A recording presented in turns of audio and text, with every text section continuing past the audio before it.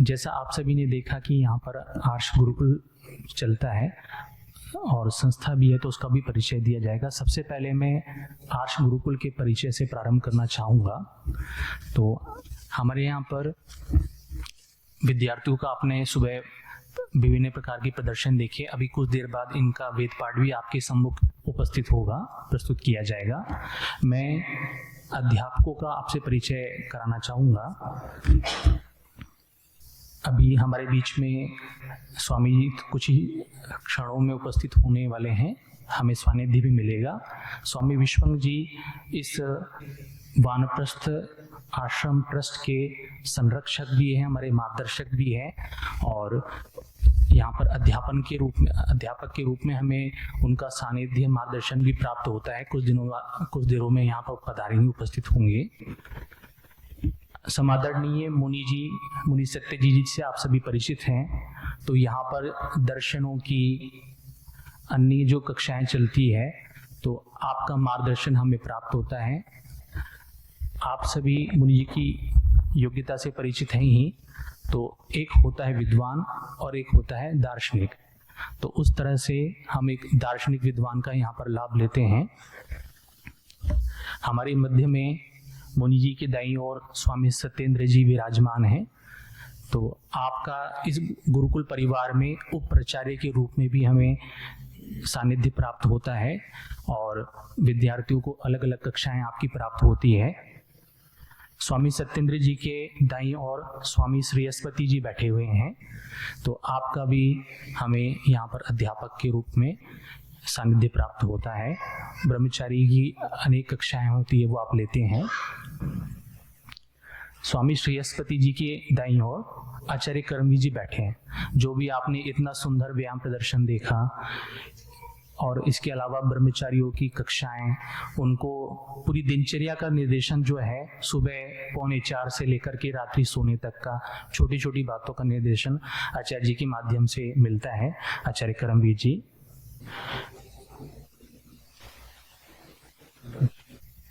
आप ब्रह्म संरक्षक के रूप में ब्रह्मचारियों को पूरी तरह से संरक्षण देने का कार्य करते हैं। मुनि जी के बाएं बाजू माता रितमा जी बैठी हुई हैं। तो आपका भी सानिध्य स्नेह हमें प्राप्त होते रहता है। माता जी के बाईं बाजू आचार्य युवराज जी बैठे हुए हैं। तो आप भी यहाँ पर ब्रह्मचारियों को व्याकरण संबंधी कक्षाएं पढ़ाते हैं। प्रथम पंक्ति में आचार्य युवराज जी के ठीक पीछे आचार्य रमन जी बैठे हैं। मैं आपसे निवेदन करूंगा कि एक बार आप खड़े भी हो जाएं। तो आचार्य रमन जी हैं, यहाँ पर व्याकरण आदि की कक्षाएं आप लेते हैं, आपका सानिध्य प्राप्त होता है। आचार्य अभय जी है हमारे पास में। तो आचार्य अभय जी भी यहाँ पर व्याकरण आदि की कक्षाएं, साहित्य की कक्षाएं लेते हैं। आचार्य इंद्र जी हैं, हाँ, शिक्षक अंकुश जी हैं, और अभी व्यवस्थाओं में लगे हुए हैं आचार्य कश्यप जी हैं। आचार्य कश्यप जी भी, मैं क्षमा चाहूँगा, यहाँ उपस्थित हैं। तो आप यहाँ पर जो अन्य कक्षाएं तो चलती है, और विशेष रूप से जो वेद पाठ का, वेद को स्मरण का, सस्वर स्मरण की जो यहाँ पर कक्षाएं चलती है, तो आपका सानिध्य हमें प्राप्त होता है। मैं यहाँ थोड़ा सा और परिचय देना चाहूँगा कि आप चूँकि गुजरात से हैं, इसलिए आपके मन में उत्सुकता होती होगी कि भाई यहाँ ये सब हिंदी बोल रहे हैं, गुजराती नहीं बोल रहे, तो यहाँ गुजरात के भी पढ़ाने वाले हैं या नहीं हैं? तो हमारे यहाँ हमारे 3 आचार्य हैं, वो गुजरात के। मैं तीनों से निवेदन करूँगा वो एक बार खड़े हो जाएंगे।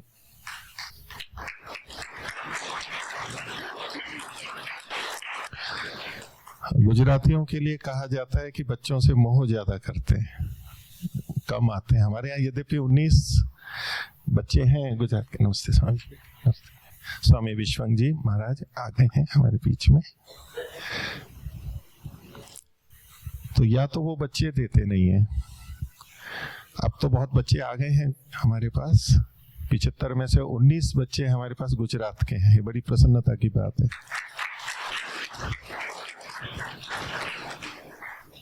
या तो गुजरात वाले बच्चे भेजते नहीं है, ऐसे परिवार हैं।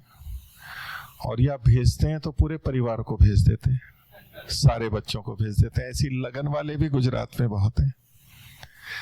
ये तीनों भाई हैं, सगे भाई हैं ये तीनों। ये सबसे बड़े हैं कश्यप जी, फिर अभय जी और फिर रमन जी। और इनके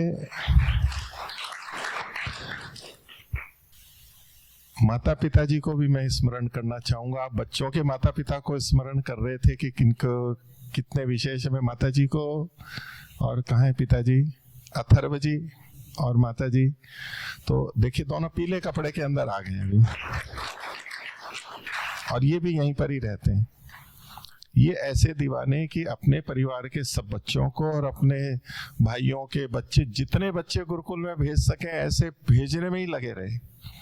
इतने बच्चे भेजते, और आज ये 3 आचार्य हैं हमारे सामने, और अच्छे से इन्होंने वर्षों तपस्या करके शिक्षा प्राप्त की। और ये गुजराती हैं, गुजरात से हैं, पढ़ाते हैं, यहीं पर अभी लगातार पढ़ा रहे हैं।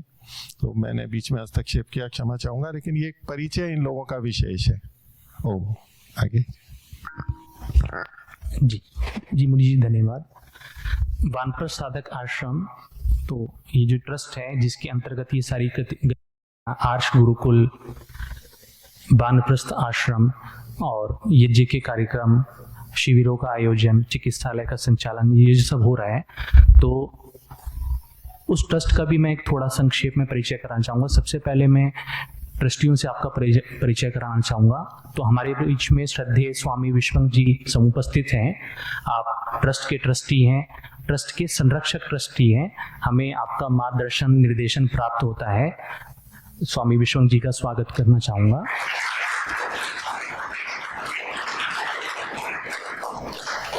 स्वामी जी के बगल में आदरणीय मुनि जी उपस्थित हैं ही, आप सभी परिचित हैं। तो मुनि जी के जो लोग यहाँ से जुड़े हुए हैं, तो आचार्य ज्ञानेश्वर जी का जिन्होंने कार्य देखा हुआ है, उस समय उनका जितना पुरुषार्थ देखा हुआ है, और अब के वर्षों में जो ये नए सब कार्य हो रहे हैं, तो आप सबके, आपके मार्गदर्शन में, आपके पुरुषार्थ से ही संभव हो पा रहा है। तो समादरणीय मुनि जी हमारे बीच में समुपस्थित हैं। उपप्रचार्य के रूप में जिनकी हमें सेवाएं निर्देशन प्राप्त होता है, स्वामी सत्येंद्र जी, आप भी वानप्रस्थ साधक आश्रम के ट्रस्टी हैं। स्वामी विश्वंग जी के समीप आप बैठे हुए हैं। आचार्य करमवीर जी, जिन्होंने सुबह व्यायाम प्रदर्शन में संचालन किया, आप भी वानप्रस्थ साधक आश्रम के ट्रस्टी हैं जी। मैं माता राजमाता जी से निवेदन करूंगा कि कृपया आप भी मंच में ही आ जाएं। आप भी वानप्रस्थ साधक आश्रम ट्रस्ट के ट्रस्टी हैं। माता जी कृपया जी आ जाए।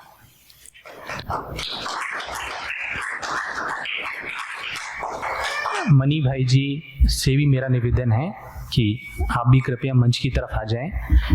राजमाता जी, मनी भाई जी और सुरेश जी, आप तीनों भी वानप्रस्थ साधक आश्रम में ट्रस्ट के ट्रस्टी हैं। आपसे सुरेश जी से भी निवेदन है मेरा, कृपया मंच में आ जाएं। अच्छा ठीक है, चलिए सुरेश जी को वहीं रहने देते हैं। तो माता जी अभी हमारी अकेली माताओं में, ट्रस्टियों में अकेली हैं, और इससे पहले जया माता जी भी थी। अभी वो भी राजकोट गई हैं। अभी वहाँ शिविर चल रहा है, योग शिविर। वो आधा वर्ष इंग्लैंड रहती हैं, आधा यहाँ रहती हैं। वो भी लंबे समय ट्रस्टी रही हैं। अभी राजकोट में एक महिला योग शिविर चल रहा है, उसमें वो गई हुई हैं। और राजमाता जी तो हैं ही यहाँ पर, और मणि भाई जी हैं, ये दहेगांव के हैं, यहीं के पास के, लेकिन आजकल इनका दहेगांव छूट गया है, अधिकतर यहीं पर ही रहने लग गए हैं। और आप माता जी भी हैं यहीं पर ही, शांता माता जी, तो वो भी रहती हैं। आप भी थोड़ा सा कष्ट कर लें, खड़े हो जाए। आप भी यहीं रहते हैं। और आश्रम की यहाँ की स्थानीय व्यवस्था बहुत सारी आपके माध्यम से होती है, और भी बहुत सारे सहयोगी हैं। मैं दोनों ट्रस्टियों का भी, और जितने ट्रस्टी हैं कुल 20 हैं, उनमें से अभी ये 6-7 हम यहाँ पर रहते ही हैं प्राय, और यहाँ पर उपस्थित हैं। जी धन्यवाद मुनि जी। अब संस्था परिचय के लिए मैं माता मुनि रितमा जी से निवेदन करना चाहूँगा कि आप सभी के समक्ष संस्था का परिचय।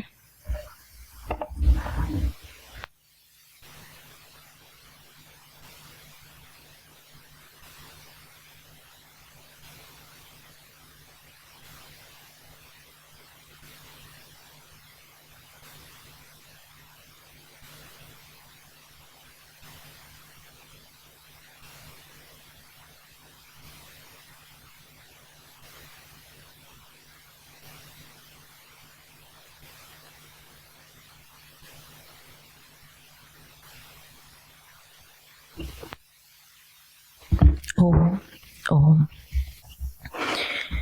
नेत्रों को कोमलता से एक बार बंद करेंगे और प्रणव ध्वनि एक बार।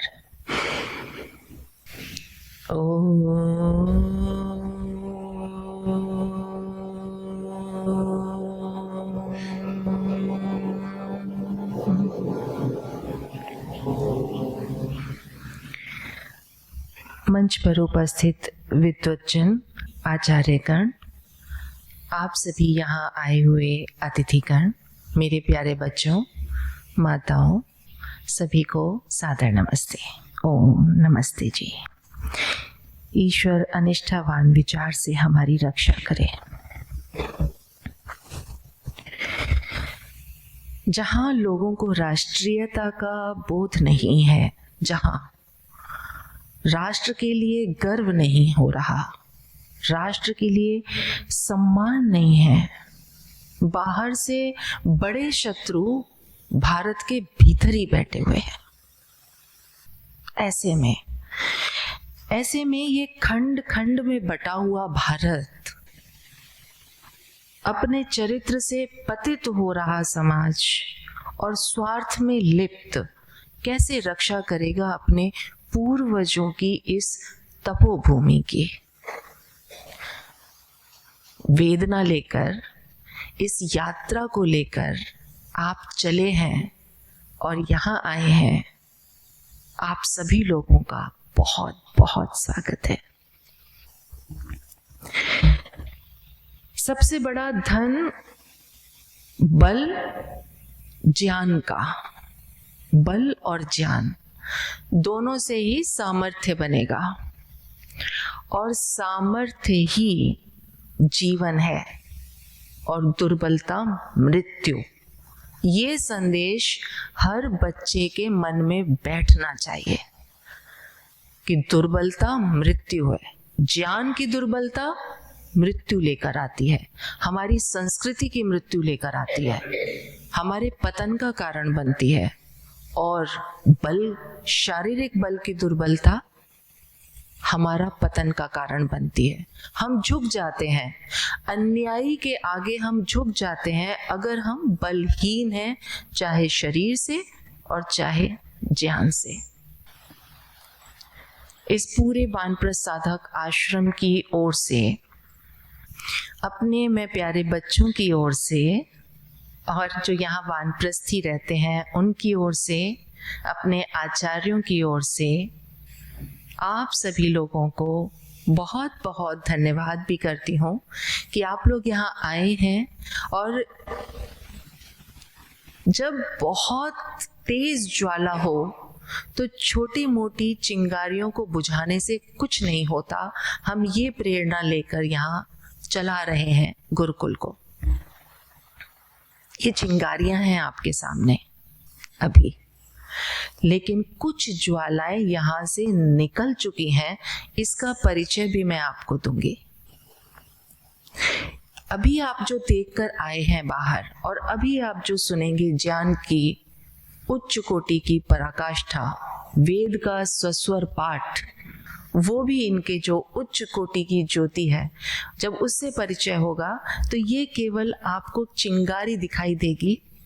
यहाँ से ज्वालाएं निकल चुकी हैं और पूरे देश में फैली हुई हैं। संक्षिप्त सी बात,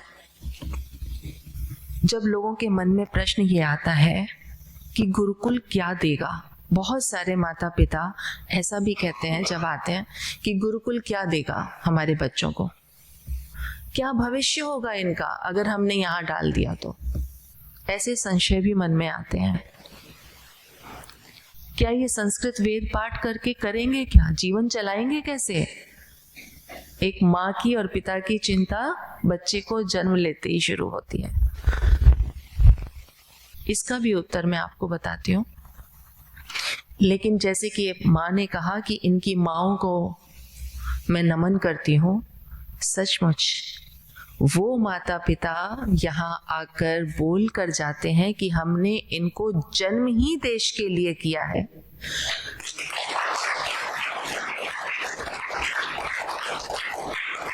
वो कहते हैं कि हमने पैदा ही किया है, हम यहीं छोड़कर जाएंगे, और जब तक ये पूर्ण विद्वान ना बन जाएं, हम इन्हें लेने नहीं आने वाले।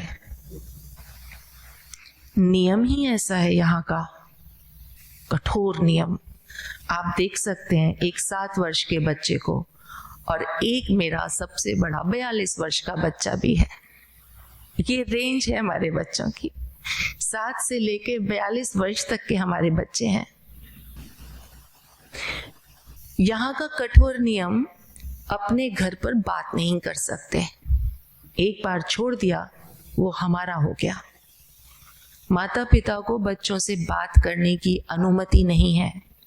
घर में आपके शादी हो रही है या मृत्यु हो रही है, अब बच्चों का उससे कोई लेना देना नहीं है, क्योंकि वो देश और धर्म की चिंता करने के लिए तैयार हो रहे हैं।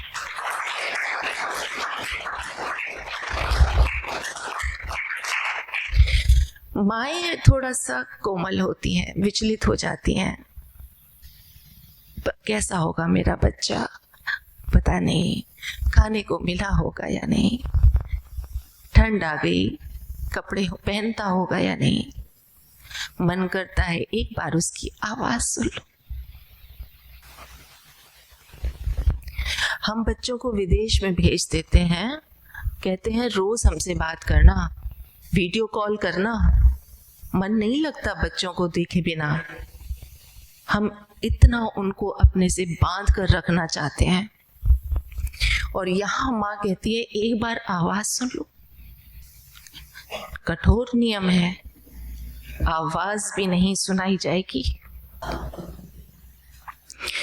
मिलना है, आओ मिलो, वर्ष में 1 बार 2 बार आकर मिल लो।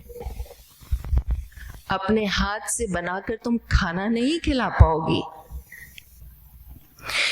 जब ये तैयार हो जाएगा, उस दिन ये आश्रम तुम्हें समावर्तन संस्कार के साथ पूर्ण ज्ञानी और बलशाली बनाकर सौंप देगा कि हे मां, ये है तेरा पुत्र।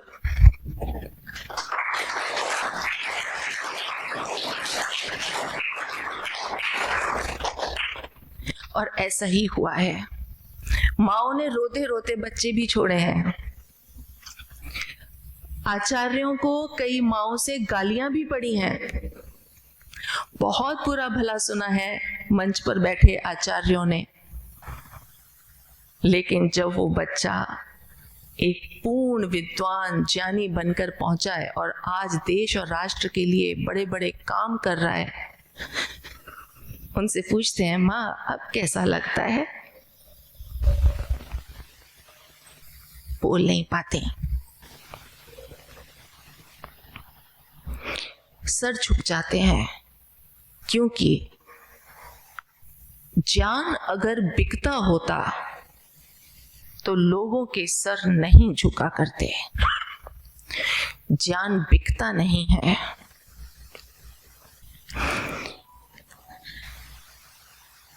इन बच्चों की कठोर दिनचर्या का पालन कराने वाले आचार्य अपने हृदय को कठोर भी रखते हैं और माँ का हृदय भी रखते हैं। लगे हैं बिना किसी स्वार्थ के इनको तन मन धन अपना जीवन दे रहे हैं। वो चाहे तो बड़े बड़े वो भी कहीं जाके काम कर सकते हैं, धन कमा सकते हैं, क्षमताएं हैं उनके अंदर भी, लेकिन जीवन को त्याग करके लगे हैं। एक सोच है जो आपकी पीड़ा है, उस पीड़ा को आगे कैसे शांत किया जाएगा उसकी तैयारी। यानी कि हम भी इंडस्ट्रियलिस्ट हैं, हम भी फैक्ट्री चला रहे हैं मानव निर्माण की। हमारे यहाँ मानव निर्माण हो रहा है। 12 घंटे सुबह 7 बजे से लेके रात्रि 7 बजे तक यज्ञ होता है नियमित।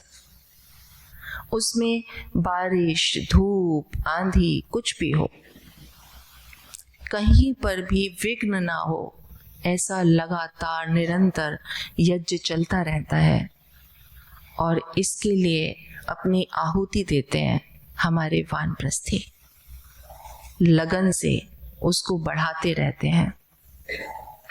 जब आपने प्रवेश किया था वहाँ एक चिकित्सालय भी है। चिकित्सालय मात्र 30 रुपये उसमें लिया जाता है, रसीद कटती है। उसी के अंदर एलोपैथिक, आयुर्वेदिक, होम्योपैथी तीनों डॉक्टर होते हैं। पैथोलॉजी लैब भी होती है, फिजियोथेरेपिस्ट डॉक्टर भी बैठता है और दवाइयाँ भी दी जाती हैं मात्र 30 रुपये में। बाहर से विशेषज्ञ डॉक्टर बुलाए जाते हैं, अहमदाबाद से डॉक्टर बुलाए जाते हैं, मोडासा से डॉक्टर आते हैं और जिस किसी की भी आवश्यकता होती है वो डॉक्टर समय समय पे हर महीने में या 15 दिन में जैसे उनकी अनुकूलता के साथ चिकित्सालय तय करता है, स्पेशलिस्ट डॉक्टर्स को बुलाते हैं। और यहाँ जो वानप्रस्थी रहते हैं, जो बच्चे हैं, उनकी निशुल्क, एकदम निशुल्क व्यवस्था है चिकित्सा की। एक डॉक्टर और कंपाउंडर हमेशा हॉस्पिटल के आश्रम के अंदर ही रहते हैं। वो रात को भी यहीं रहते हैं। कभी भी कोई आवश्यकता किसी को रात को हो जाए तो एक डॉक्टर और कंपाउंडर यहीं रहते हैं। डॉक्टर कभी कभी जाना हो चले जाते हैं, लेकिन किसी न किसी की व्यवस्था रहती है जो आश्रम में रात को भी रुकते हैं। यहाँ से प्रकाशन भी होता है,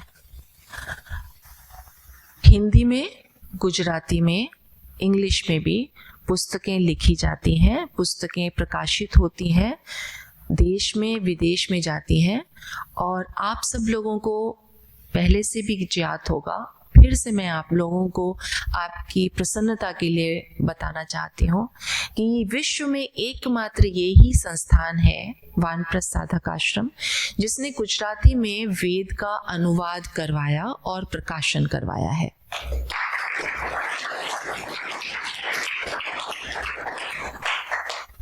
अभी ऋग्वेद के प्रथम और चतुर्थ मंडल में का प्रकाशन होना शेष है। अन्य अभी हमारे पास पुस्तकें हैं, उनका आगे प्रकाशन होना है। उसका आगे जो भी विचार होगा मुनि जी इसके लिए बताएंगे। वानप्रस्थियों के लिए यहाँ व्यवस्था है, कुटियाएं हैं। जो वानप्रस्थ लेना चाहते हैं, वानप्रस्थ की तैयारी करना चाहते हैं, अभी वानप्रस्थ ले नहीं सकते, और जो वानप्रस्थ ले चुके हैं उनको यहाँ रहने की व्यवस्था है। अभी नया भी बन रहा है, कुछ कुटियाएं, 16 कुटियाएं नई भी बनी हैं, क्योंकि वानप्रस्थ लेने की इच्छा जागृत हो गई है। साधना करने के लिए यहाँ रहना चाहते हैं, साधक लोग यहाँ आते हैं। मौन में जो रहना चाहते हैं वो भी यहाँ रहते हैं। चारों आश्रम यानी कि ब्रह्मचर्य आश्रम, ब्रह्मचारी, गृहस्थ आश्रम, गृहस्थी, वानप्रस्थ आश्रम, वानप्रस्थी और सन्यास आश्रम, सन्यासी, ये चारों आश्रम का समागम यहाँ वानप्रस्थ साधक आश्रम में आप देख सकते हैं। चारों आश्रमवासी यहाँ रहते हैं, ब्रह्मचारी भी रहते हैं, गृहस्थी भी रहते हैं, वानप्रस्थी भी रहते हैं और सन्यासी भी रहते हैं। पठन पाठन चलता है इनका। आपने बाहर देखा था, इन लोगों ने कुछ व्यायाम आपको दिखाए थे, उसमें एक तलवार और डंडे से भी दिखाया था। तो कभी तो ये भी मन में आया होगा कि आज का तो युग नहीं है तलवार का, तलवार तो रखी रह जाएगी। जब सामने से कोई आएगा बंदूक लेके, रिवॉल्वर लेके, क्या करेगी तलवार? तलवार मन में उत्साह, वीरता भरने के लिए है। भुजाओं में ताकत हो और मन में ताकत हो। लेकिन इतना ही नहीं, हमारे यहाँ शिविर होता है तो उसमें बंदूक चलाना सिखाना भी रखते हैं।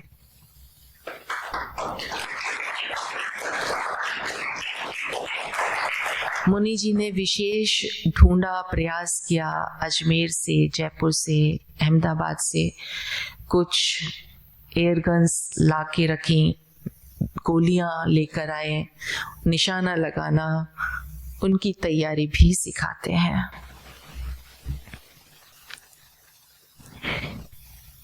YouTube पर प्रचार होता है।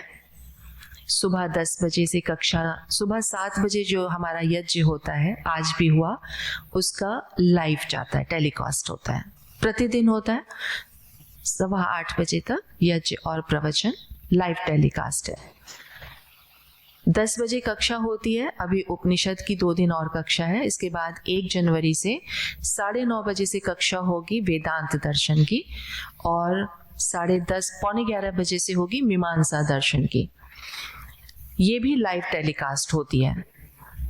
शाम का जो यज्ञ और संध्या है, जिसमें ध्यान, संध्या को ध्यान की तरह से कराते हैं, तो कोई सीखना चाहते हैं, उच्चारण पे काम करना चाहते हैं, यहाँ आकर रह नहीं सकते लेकिन उच्चारण ठीक नहीं है, उनके लिए ये लाइव टेलीकास्ट यज्ञ का किया जाता है। शाम को 6:30 बजे से 7:15 बजे तक लाइव टेलीकास्ट होता है। आप लोगों को मैं एक थोड़ी सी जानकारी ये बताना चाहूँगी। जब आप बच्चों को बाहर देख रहे थे, जो मलखम भी कर रहे थे और व्यायाम भी कर रहे थे, यहाँ से ज्वाला निकली हैं और ये चिंगारियाँ तैयार हो रही हैं। जब मैंने ये बात कही थी, उसके पीछे क्या कारण था? साबरकांठा के पास में एक स्थान है, बीहड़ है, आदिवासियों का इलाका है। वहाँ ईसाईकरण बहुत तेजी से हो रहा है। यूं पूरे भारत में आप सुनते हैं, लेकिन अपने आसपास में कहाँ क्या हो रहा है, इस पर दृष्टि भी रखनी आवश्यक है। उस गांव में ये समस्या है कि परिवार वाले पूरे के पूरे ईसाई बन रहे हैं। कैसे रोका जाए? कुछ वहाँ पर प्रयास किया गया। हमारे मणि भाई हैं, इन्होंने प्रयास किया। वहाँ से उन लोगों के यहाँ से बच्चे लेकर आए हैं। आपने जो बाहर भी देखे और यहाँ पर भी देखेंगे, उन्होंने अपने बच्चे दिए हैं, जिसका यहाँ पर अध्ययन होगा, बलशाली बनेंगे और वहाँ जाकर वो इस चीज़ को रोक सकते हैं, अपने क्षेत्र में काम कर सकते हैं। यहाँ से निकले हुए आचार्य, इटारसी जमानी एक ऐसा स्थान है जहाँ पर बहुत ईसाईकरण हो रहा है।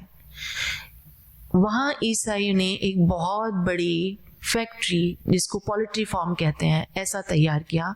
नौकरी देते हैं और आदिवासी नौकरी के लिए उसमें जाते हैं। वहाँ एक गुरुकुल चलाया, गुरुकुल की व्यवस्था हुई है। वहाँ भी आदिवासियों के बच्चों को रखा गया है और उन्हें तैयार किया जा रहा है। ऐसे ही यहाँ के शिष्य उड़ीसा में पहुंचे हुए हैं। उड़ीसा में भी ठीक ऐसा ही बीहड़ों में जाकर काम कर रहे हैं। वो ये काम देश और धर्म और संस्कृति की रक्षा के लिए यहाँ से तैयार होकर जाकर कर रहे हैं। ऐसे और भी बहुत सारे शिष्य हैं जो कर रहे हैं। बाहर जाके यहाँ तैयार होते हैं, बाहर जाकर काम करते हैं, कुछ यही निर्माण का कार्य कर रहे हैं। माँ और पिता बच्चे को जब जन्म देती है, विडंबना आज की यही है कि जब तक मैंने अपने गर्भ से संतान उत्पन्न नहीं की, मैं उसे अपना पुत्र ही नहीं मानती। ये बहुत बड़ी विडंबना है। अपनी गर्भ की संतान को ही संतान मानना है, और यही मैकॉले शिक्षा से प्राप्त हो रहा है। वही टीचर्स अपने आचरण को छोड़कर बैठे हुए हैं। तो ये गुरुकुल क्या देगा? ये गुरुकुल एक श्रेष्ठ राजा देगा, नौकर नहीं देगा।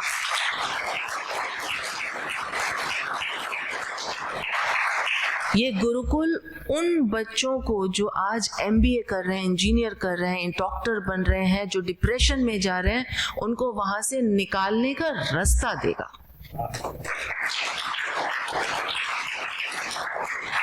इन बच्चों को कोई सर्टिफिकेट, कोई डिग्री सरकारी नहीं मिलेगी। ये जानते हैं और इनके माता पिता भी जानते हैं। इन्हें ऐसी कोई डिग्री नहीं मिलेगी जिससे ये बाहर जाके नौकरी कर सकें, क्योंकि हमें नौकरी करवानी ही नहीं है, हमें नौकर बनाने ही नहीं है, हमें अपने देश को राजा बनाना है।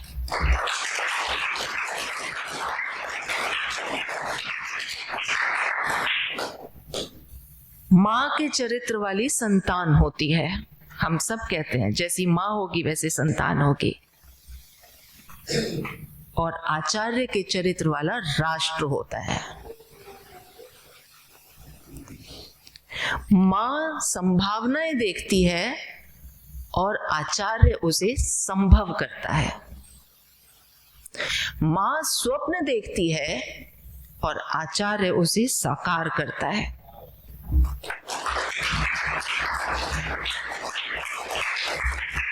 माँ कहे कि ये मेरा अपना पुत्र है और आचार्य कहता है ये समाज और राष्ट्र का पुत्र है। तो माँ के स्वार्थ से कहीं ज्यादा स्वार्थ आचार्य का है और माँ का स्वार्थ गौण है। इसलिए अपने बच्चे भेज सको भेजो, और अपने बच्चे ना भेज सको तो इन बच्चों में वो अपना बच्चा देखो जो इस राष्ट्र के लिए काम कर रहा है। आपको बचाने के लिए अपने जीवन की आहुति ये गुरुकुल देता है।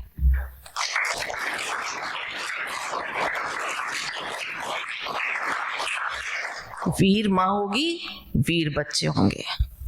अहिल्याबाई होगी तो शिवाजी होंगे। इसलिए माता पिता वीर बने। इनके सामने आदर्श ऐसे आचार्य हैं कि ये कभी अपने जीवन में झुकेंगे नहीं, रुकेंगे नहीं, आगे बढ़ेंगे, सदा सदा आगे बढ़ेंगे। ओम शांति।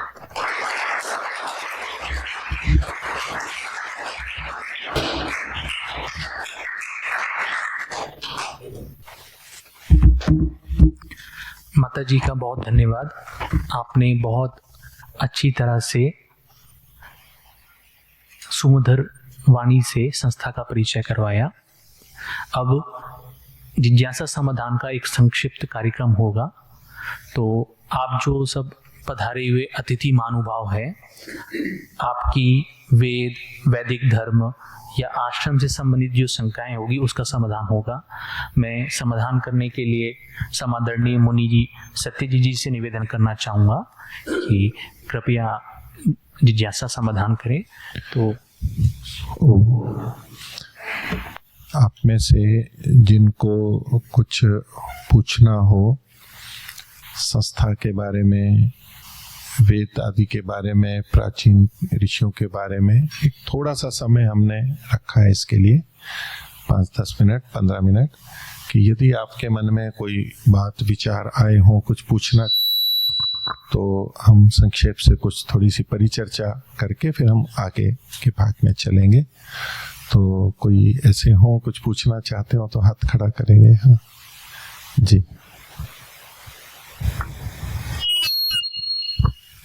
प्रणाम मुनि जी। मुनि जी, ये जानना था कि ये जो यहाँ गुरुकुल चल रहा है तो यहाँ आके काफ़ी प्रेरणा मिलती है, तो हम लोग कैसे इस संस्था को सहयोग कर सके, वो हमें जानना है। जी, पहला सहयोग तो ये है कि आप अपने बच्चे और बच्चियों को यहाँ या दूसरे जहाँ गुरुकुल है वहाँ पर भेजें। सबसे अधिक आवश्यकता बच्चों की है, और अधिक बच्चे आएंगे और अधिक गुरुकुल खुलेंगे और उनका विस्तार होगा। नहीं तो इस भावना वाले बहुत आचार्य संस्थाएं काम करना चाहते हैं, लेकिन बच्चे तो चाहिए, उसके बिना कैसे होगा। अपने एक बच्चे का अपने परिवार में से, अपने गांव में से ऐसे बच्चे विकसित करें, प्रेरणा बहुतों को हो और उनमें से कुछ बच्चे निकल करके आए। हमें पता है, आपको भी पता है कि सब बच्चे नहीं आ सकते, परिवार की स्थिति, अपने संस्कार, लेकिन इन्हीं में ही अच्छे बच्चे आएंगे। अच्छे संस्कार वाले बच्चे, उत्साही बच्चे, लगन वाले, इन्हीं में से निकलेंगे। तो सबसे पहला सहयोग तो ये है कि बच्चे आएंगे, और बच्चे आएंगे और यही फिर गुरुकुलों में आचार्य भी चाहिए, इन्हीं में से कुछ आचार्य भी बनेंगे, कुछ समाज में जाके कार्य करेंगे। दूसरा, जैसा मुनि रित्मा जी ने कहा कि आपके अपने बच्चे नहीं हैं, कोई नहीं आ सकते, लेकिन आप में भावना है, तो जैसे आपके और दूसरे बच्चे हैं उनके लिए आप अपना कुछ सहयोग करते हैं, ऐसे ही इनमें से भी किसी को अपना बच्चा मान लें कि भाई मैं भी एक और बच्चे को, 2 बच्चे हैं तो मेरे 3 बच्चे हैं, उसके लिए मैं कुछ पठन पाठन के लिए व्यवस्था कर दूं, उनके कुशल क्षेम की व्यवस्था कर दूं, यहाँ से जो स्नातक निकलें समाज में काम करें तो उनके कुछ इस कार्य के लिए भरण पोषण की व्यवस्था कर दूं। ये समाज को करनी होती है, ये सारे कार्य समाज, ये सरकारी स्तर पे काम नहीं होने वाले हैं। सरकारी स्तर पे तो जो नौकरियां हैं वहाँ वेतन मिलते हैं, लेकिन जो ये समाज में जाएंगे तो उनको आश्रय देना, उनको सहयोग करना, उनको उचित स्थान दिलाना और उनके कार्य का अवसर उत्पन्न करना, ये अगर समाज करता है तो लोग बच्चों को भी भेजेंगे कि नहीं, इस तरह जीवन लगाने वालों को भी एक ठीक से स्थिति मिलती है और वो कर पाते हैं काम। नहीं तो व्यक्ति निराश होगा कि गया लेकिन कुछ कर नहीं पा रहे। तो इस रूप में आप सहयोग कर सकते हैं, बच्चों के आर्थिक रूप से सहयोग कर सकते हैं, और ये पढ़ के जाते हैं वहां आप सहयोग कर सकते हैं।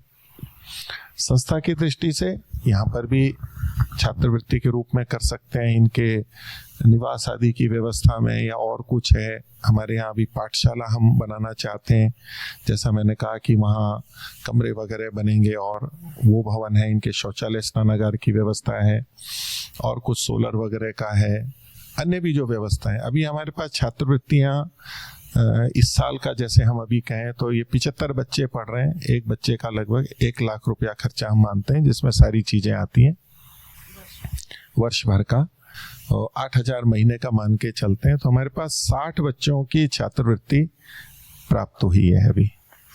तो अभी 75 बच्चे पढ़ रहे हैं, तो 15 बच्चे वो, और अगले साल फिर हम 20 बच्चों को और प्रवेश कराना चाहते हैं, वो भी हैं। और ये फिर लगातार चलना चाहिए, क्योंकि कई बार कुछ लोग देते हैं 1 साल देते हैं, कोई 1 महीने 2 महीने देते हैं, फिर ना भी दे पाते हैं। तो एक क्रम लगातार बना रहे कि हम इनका कुशल क्षेम रख सकें ठीक से, इनको किसी तरह की कमी अनुभव नहीं हो, और इनको ये ना लगे कि हम कुछ दिनहीन अवस्था में रह रहे हैं और हम ऐसी जगह पे आ गए।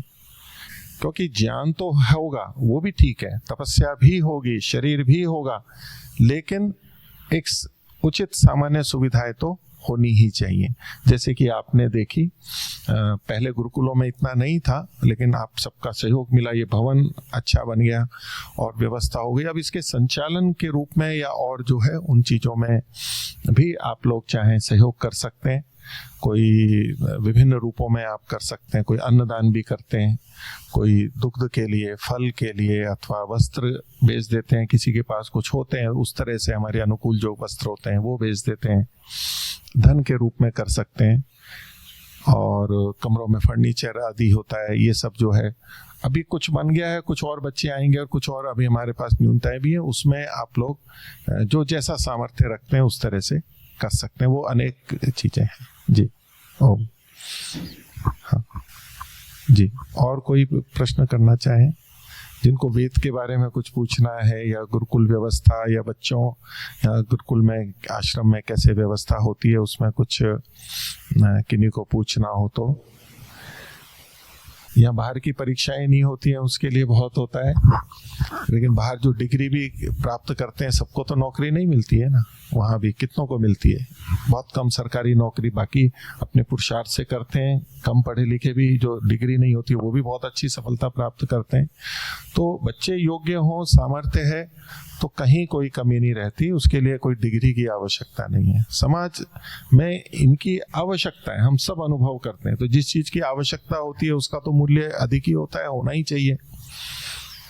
तो उस रूप में योग्य व्यक्तियों के लिए समाज में बहुत आवश्यकता, और आगे और अधिक आवश्यकता पढ़ने ही वाली है।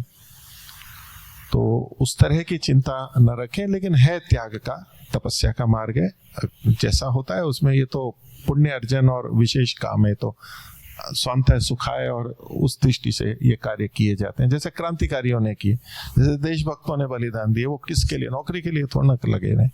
तो ये एक अलग भावना से चलते हैं, इसलिए हम डिग्री या नौकरी का नहीं करते, इनकी योग्यता बने उसके लिए हम प्रयास करते हैं।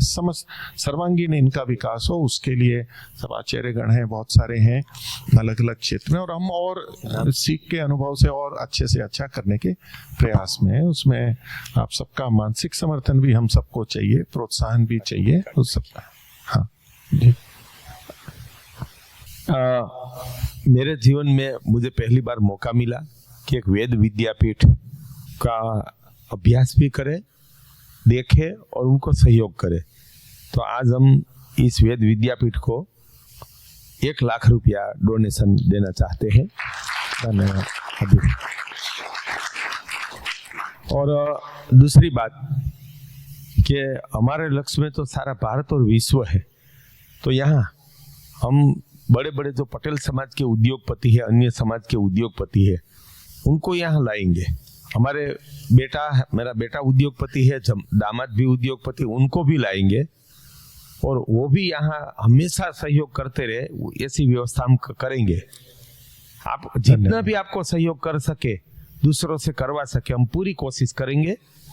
और एक बात ये है कि आदिवासी छात्रावास चल रहे हैं, उनके अगर यहाँ बच्चों को 50 से 100 बच्चों को इसके अभ्यास के लिए लाना हम चाहते हैं, कि क्या हम ला सकते हैं 1 दिन के लिए? हाँ बिल्कुल ला सकते हैं। उसमें अभी जैसे वहाँ के वो हैं, एक ईडर के पास जो छात्रावास मुनि रित्मा जी जो बोल रही थी, वहाँ ऐसा चल रहा था। उनके पिताजी बच्चों को बहुतों को करते हैं, उनमें से 6 बच्चे यहाँ पर तो पढ़ ही रहे हैं, और बच्चियों को भी उन्होंने भेजा है अलग अलग गुरुकुलों में। तो ऐसे जो बच्चे हैं, जिनको आप 50-60 बच्चे हैं, 100 बच्चे हैं, आप वो बच्चे बहुत प्रेरित होंगे इनको देख करके, उत्साहित भी होंगे, और वैसा वहाँ पर भी फिर हो सकता है उनका प्रशिक्षण शिक्षण वहाँ जहाँ जहाँ जो है। तो ऐसे विद्यालय के या बच्चे जो हैं वो यहाँ आ सकते हैं। वो जैसे हमारा कार्यक्रम तय हो, व्यवस्था दिनांक आदि तय करके, ताकि वो उचित रूप से आए, 1-2 दिन 3 दिन जैसा भी व्यवस्था हो, उतना उनको सभी चीजें देखने सीखने को मिलेगी, और इन बच्चों से उन बच्चों को बहुत प्रेरणा मिलेगी। और दूसरी बात कि आज समस्या ये है कि भाई वेद का अध्ययन तो कोई जगह हो नहीं रहा है, तो लोगों को मान लो वेद के बारे में जानना है, तो दुख के साथ कहना पड़ता है कि गुजरात में तो कोई व्यवस्था नहीं है। तो आज मुझे ऐसी सोच आ रही है कि आज सब युवा पीढ़ी के पास कामकाज भी बहुत है, तो जैसे आरएसएस का शिविर चल रहा है, ऐसे यहाँ 4 वेद का प्राथमिक अध्ययन, ऐसा 4 दिन या 5 दिन का एक शिविर लगाया जाए, परिचय शिविर, वेदों का परिचय शिविर। 1 दिन में ऋग्वेद 1.5 घंटे का 4 सेशन हो, सुबह में 2 सेशन, शाम को दोपहर के बाद 2 सेशन। तो 6 घंटे में ऋग्वेद के जो महत्वपूर्ण 100 मंत्र है, 100 या 50 या 150 आप तय करो कि 1 दिन ऋग्वेद, दूसरे दिन यजुर्वेद, तीसरे दिन सामवेद, चौथे दिन अथर्ववेद। अगर 5वां दिन रखना है तो वो वैदिक संस्कृति के ऊपर जनरल, कि अब हमें भारत के लिए क्या करना चाहिए, पर ऐसा 1 दिन 5 दिन का अध्ययन रखा जाए। तो मैं मानता हूँ वेकेशन के समय में, कि जब स्कूल में छुट्टी हो, ऐसे समय में किया जाए, तो गुजरात के बच्चों को कम से कम वेद विद्यापीठ का पता चलेगा और वेद का ज्ञान मिलेगा। तो एक शिविर का आयोजन हम कर देंगे कि भाई युवकों को भी ला देंगे, उनका खर्चा भी हम दे देंगे, कि चलो एक शिविर हमारी ओर से लगा दो। ठीक है, धन्यवाद। ऐसा सुझाव है। यदि ऐसे युवक युवतियां होते हैं, आते हैं, तो हम बिल्कुल इस विषय में विचार करेंगे, छुट्टियों के दिनों में कर सकते हैं। हम सब मिलकर एक बार तय करें कि ये करना है, तो उनका प्रचार हम सारे गुजरात में कर देंगे कि भाई यहाँ ऐसा हो रहा है, आप आपके बेटा बेटी को 5 दिन के लिए भेजो, हम पूरी कोशिश लगा देंगे उसमें। ठीक है, इसके पे अवश्य सकारात्मक रूप से विचार करेंगे। अच्छा, और किन्हीं को कुछ पूछना है? हाँ, अभी आप लोग में से कुछ पूछना है तो वो, और हमने एक गोवेद लिखा है, वो भी आपको प्रदान करना चाहते हैं। हाँ, वो अभी थोड़ी देर बाद में कर लेंगे। हाँ, अभी आप अपने विचार सम्मति न देके, आप में से अगर किसी को कुछ पूछना है तो वो कीजिए, वेद के लिए आपने जो सहयोग की बात रखी, जो चारों वेद यहाँ से हुए हैं 8 खंडों में हैं और पहले सब छप चुके थे और सब वितरण में भी हुए हैं। अभी हमारे पास 2 वेद का समापन हो रहा है। अभी हमें 2 खंड छापने, ऋग्वेद का पहला और तीसरा खंड, जो कि अब प्रकाशनाधीन है, अभी लगभग समाप्त हो गए हैं। उनको हम करेंगे। पहले भी विभिन्न लोगों के सहयोग से वो छपे थे और लोगों में हम अल्प मूल्य में या तो निःशुल्क उसको प्रदान करते हैं। यहाँ जितना साहित्य वो कमाई के लिए नहीं है, वो लगभग लागत मूल्य या उससे भी कम में दिया जाता है और उसमें दानदाताओं के सहयोग से होता है। तो वो 2 वेद भी हैं, वो हम 2-2 हजार अभी छपवाने वाले हैं, गुजराती में है। वो भी उस रूप में साहित्य प्रकाशन में भी कोई चाहे तो सहयोग कर सकते हैं और बाकी व्यवस्था आदि की दृष्टि से भी हो सकता है। हाँ, किन्हीं को वैसे प्रश्न करना हो कुछ वेद जिज्ञासा गुरुकुल के बारे में, वैसे तो काफी कुछ आपने सुन लिया है, तो ठीक है। यदि और किसी का प्रश्न हो, नहीं तो फिर हम अगला चल रहे हैं। अच्छा, पूछिए, उनको दीजिए।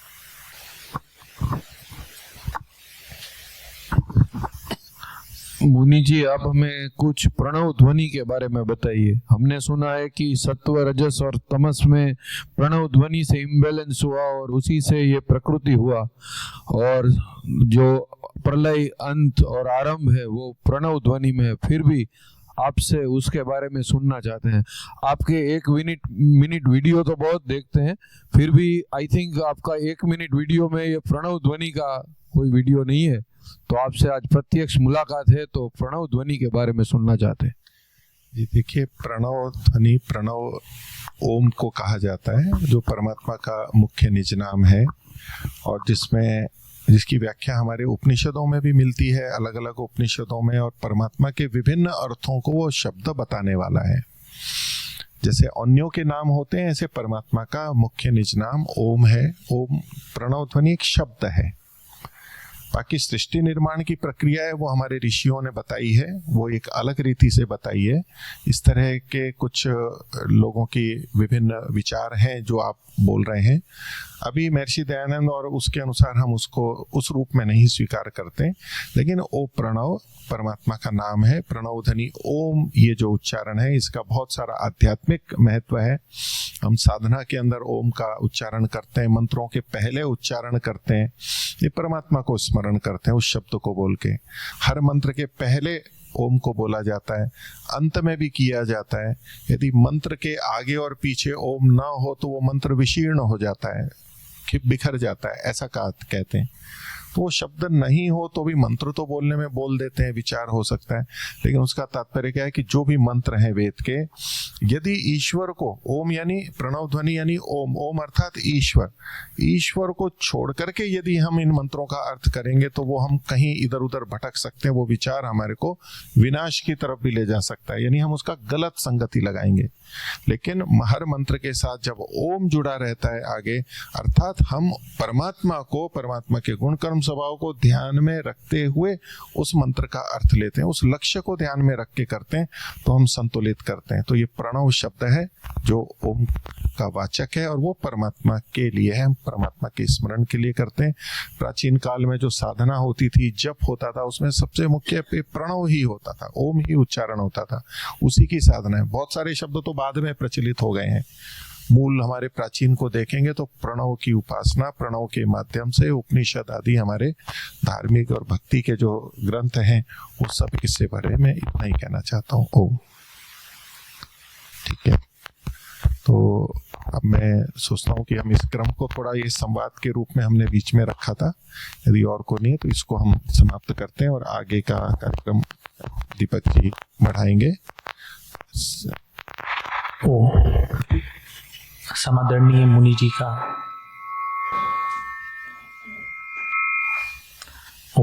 समादरणीय मुनि जी का बहुत बहुत धन्यवाद। अब ब्रह्मचारियों का सस्वर वेद पाठ सुनने को मिलेगा। मैं आचार्य कश्यप जी से निवेदन करना चाहूँगा कि कृपया आएं और सस्वर वेद पाठ कार्यक्रम का प्रस्तुति। आचार्य कश्यप जी। ओम नमस्ते जी। ગુજરાતીનો અભ્યાસ ઓછો છે तो सबसे पहले जो हमारे 3 ब्रह्मचारी जो सबसे छोटे हैं और अभी वेद का अभ्यास प्रारंभ किए हैं, उनके लगभग 2 अध्याय यजुर्वेद के हुए हैं। तो सबसे पहले मैं उनको आमंत्रित करता हूँ, वे आए, तीनों अपना अपना स्थान लेंगे और हमें समय कम है तो उस अनुसार कुछ मंत्र ही हमारे बीच में रखेंगे। अभी तक प्रातःकाल से लेकर के वेदों की कुछ बातें आपके सामने रखी गई। वेदों का अभ्यास यहाँ पर ये जितने आपके समक्ष ब्रह्मचारी बैठे हैं, ये 44 ब्रह्मचारी अभी वेद कंठस्थ कर रहे हैं, मतलब पूरा का पूरा वेद याद कर रहे हैं। केवल उसको मतलब पढ़ना और बस उतने तक सीमित नहीं है, फिर उसको ये व्याकरण आदि भी पढ़ते हैं, फिर उनके आगे अर्थों को समझेंगे। तो जो वेद की एक प्रक्रिया होती है, उस प्रक्रिया से लोग निकल रहे हैं। तो मैं इन तीनों ब्रह्मचारियों से निवेदन करता हूं कि यजुर्वेद का प्रथम अध्याय, उसके प्रारंभिक 5 मंत्र, इनका 1 मिनट एफ।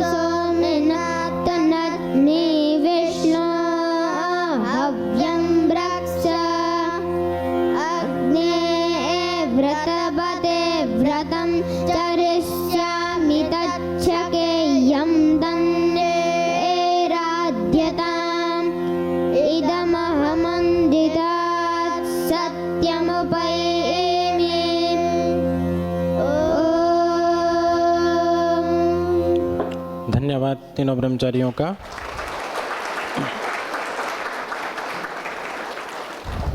इन्होंने अभी यजुर्वेद संहिता माध्यन्दिनी शाखा जो होती है उस शाखा का पाठ किया। इसको बोलते सस्वर पाठ। एक होता है जो मंत्र वेद में लिखा है, तो जैसे हम किसी पुस्तक में एक लाइन पढ़ते हैं उसकी तरह एक लाइन को पढ़ते चले जाओ। एक होता है कि वेद के जो मंत्र होते हैं उसमें ऊंची नीची रेखाएं भी लगी होती हैं, उसे उदात अनुदात स्वरित आदि बोलते हैं।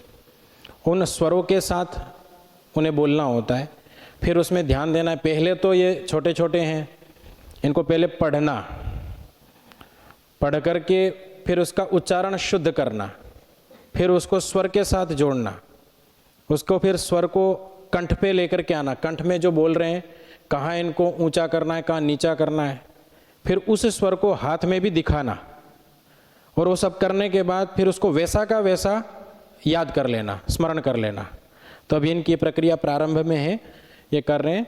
इन्होंने आपके सामने यजुर्वेद का पाठ रखा। अब मैं ऋग्वेद के ब्रह्मचारी, यहाँ पर चारों वेदों का सस्वर पाठ होता है, इन्हें चारों वेद कंठस्थ कराए जा रहे हैं, जिसमें ऋग्वेद आकर के बैठने लगे, जिसमें ऋग्वेद, यजुर्वेद और अथर्ववेद इनको सस्वर स्मरण कराया जाता है, और जो सामवेद है उसको एक श्रुति स्वर में इनको स्मरण कराया जाता है। तो अभी जो आप सुनेंगे वो शाकल शाखा ऋग्वेद की, तो उसका पाठ करेंगे सस्वर पाठ।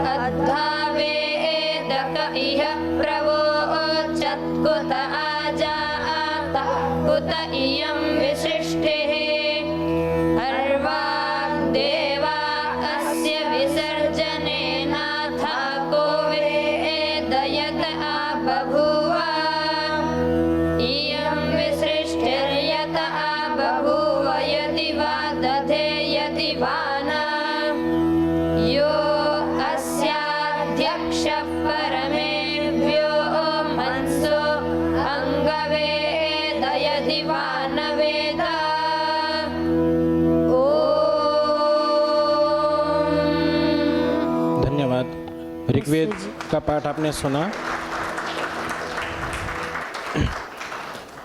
ये ऋग्वेद का पाठ था। अगले वेद के ब्रह्मचारियों को पहले बुला लीजिए ताकि वो बैठने लगेंगे और फिर विवरण बताएं। यजुर्वेद के ब्रह्मचारी, तो इन्होंने अभी जो पाठ सुनाया वो है ऋग्वेद। ऋग्वेद में ये नासदीय सूक्त है, और इस सूक्त के अंदर सृष्टि की संरचना के विषय में बताया गया है। तो अभी ये ब्रह्मचारी स्मरण करते हैं। तो अभी एक वेद के शिविर का आयोजन करने के लिए जो एक बात रखी गई थी, तो इस विषय में थोड़ा सा मैं बोलना चाहता हूँ। हम जब वेद को याद करते हैं तो इसकी एक प्रक्रिया होती है। उस प्रक्रिया से जब उसको हम कंठस्थ करते तब जाकर के वो याद होता है, यथावत याद होता है।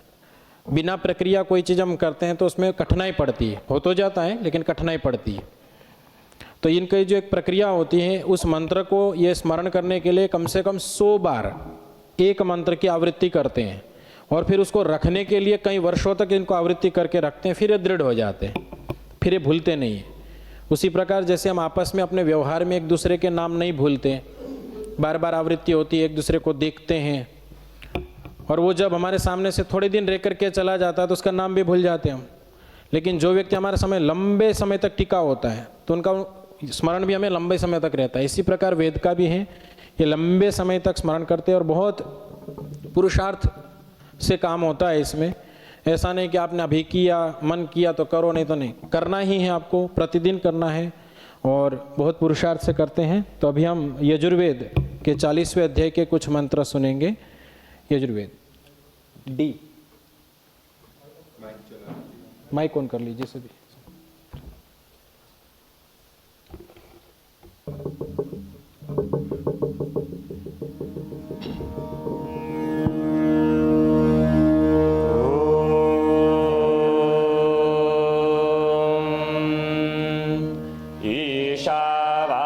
ईशावास्यमिदं सर्वं यत्किञ्च जगत्यां जगत तेन त्यक्तेन भुञ्जेथामागृधः कस्य स्विद्धनं कुर्वन्नेवेह कर्माणि जिजीविषेच्छतं समाह एवं तहि नान्यथेतोऽस्ति न कर्म लिप्यते नरे असूर्यानामते लोका अन्धेन तमसावृताः तांस्ते प्रेत्यापि गच्छन्ति ये के चात्महनो जनाः अनेजदेकं मनसो जवीयो नैनद्देवा आप्नुवन् पूर्वमर्षत तद्धावतोऽन्यानत्येति तिष्ठत्तस्मिन् अपो मातरिष्वा दधाति तदेजति तन्नैजति तद्दूरे तद्वन्तिके तदन्तरस्य सर्वस्य तदु सर्वस्यास्य बाह्यतः यस्तु सर्वाणि भूतान्यात्मन्नेवानुपश्यति सर्वभूतेषु चात्मानं ततो न विचिकित्सते यस्मिन् सर्वाणि भूतान्यात्मैवाभूद्विजानतः तत्र को मोहकशोक एकत्वमनुपश्यतः सपर्यगात् शुक्रमकायमो व्रणमस्नाभिरंशुद्धमपापविद्धम् कविर्मनीषे परिभूस्वयं भूर्याता तथ्यतोऽर्थान् व्यददाच्छा श्रुतिभ्यः समाभ्यः अन्धन्तमप्रविशन्ति ये सम्भूतिमुपासते ततो भूय इव ते तमो य सम्भूत्याङ्ग्रताः अन्यदेवाहुः सम्भवात् अन्यदाहुरसम्भवात् इति शुश्रमधीराणायेनस्तद्विजचक्षिरे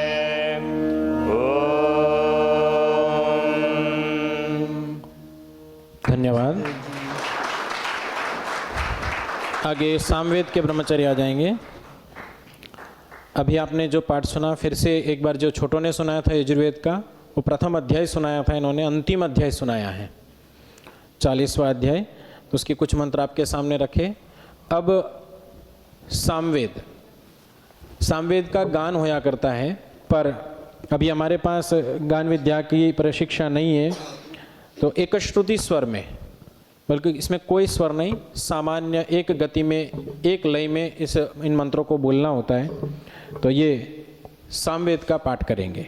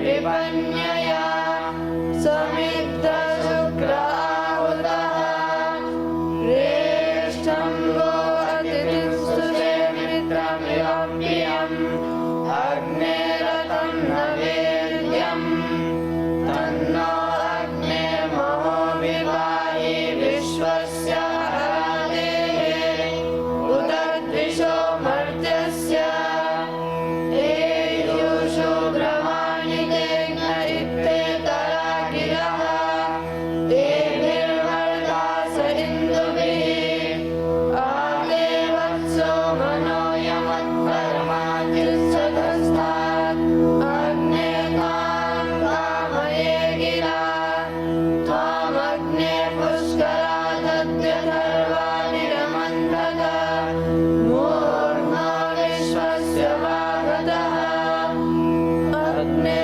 विवस्वदा परास्मभ्यमुदये महे देवो यशिनोऽदृशे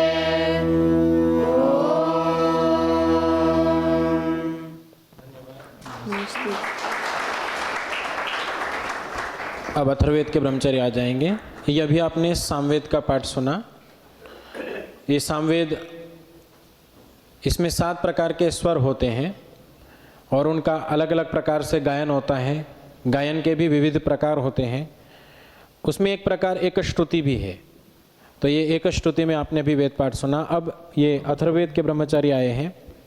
ये भी अथर्ववेद का सस्वर पाठ महाराष्ट्रीय पद्धति से, जो महाराष्ट्र में जो पद्धति प्रचलित है वो प्रायः करके अधिकतर स्वीकार्य होती है। तो इस पद्धति से इन्होंने काफ़ी सारा वेद स्मरण भी किया हुआ है और ये पाठ थोड़ा अन्य वेदों की अपेक्षा सुनने में थोड़ा अच्छा भी लगता है। तो अथर्ववेद का पाठ ब्रह्मचारीगण। ई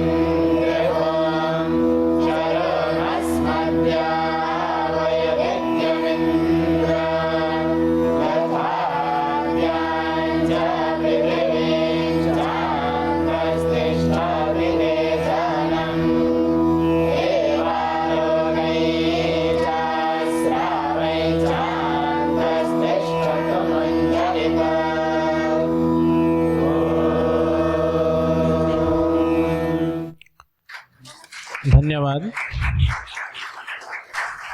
ये आपने अथर्ववेद का पाठ सुना। अंत में मैं एक बात आप लोगों के समक्ष साझा करना चाहता हूँ। यहाँ मैं ऋग्वेद, यजुर्वेद और अथर्ववेद का पाठ अभी इनको कराता हूँ, तो कई बार ऐसे मन में विचार आता है कि मैं एक सीख के आया तो मैं इतनों को सिखा पा रहा हूँ। इसमें 40 विद्यार्थी सीख रहे, यदि ये सब सीख करके बाहर जब निकलेंगे समाज में, तो इस जो वेद की परंपरा है, हमारी जो प्राचीन परंपरा थी, उसका कितना बढ़ावा होगा। उसको कई बार सोचता हूँ तो बहुत अच्छा अंदर से लगता है और ऐसा लगता है कि मैं अच्छा पुण्य कमा रहा हूँ। धन्यवाद। हाँ, ओम कश्यप जी, हमारे यहाँ जो 4 ब्रह्मचारियों ने संपूर्ण यजुर्वेद कंठस्थ कर लिया है, उनको आमंत्रित करते हैं आगे। जी, अभी कुछ दिनों पहले ही संपूर्ण यजुर्वेद संहिता कंठस्थ कर ली है, अभी उसका और परिपक्वकरण चल रहा है उनका, तो कृपया वो चारों ब्रह्मचारी यहाँ पर आए। ब्रह्मचारी गौरव जी, ब्रह्मचारी गिरीश जी, ब्रह्मचारी बलराम जी एवं ब्रह्मचारी देवांश जी।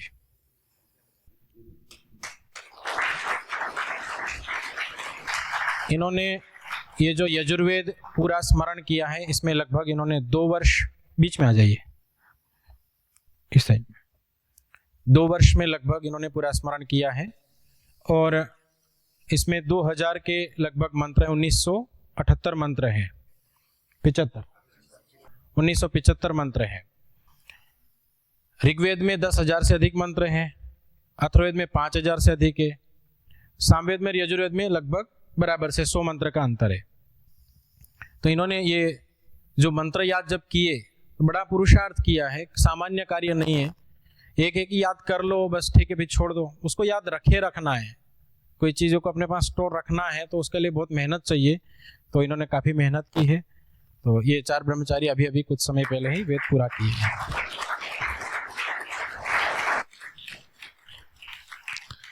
धन्यवाद। धन्यवाद। हम ब्रह्मचारियों का भी करते हैं और आचार्य कश्यप जी का भी करते हैं। जहाँ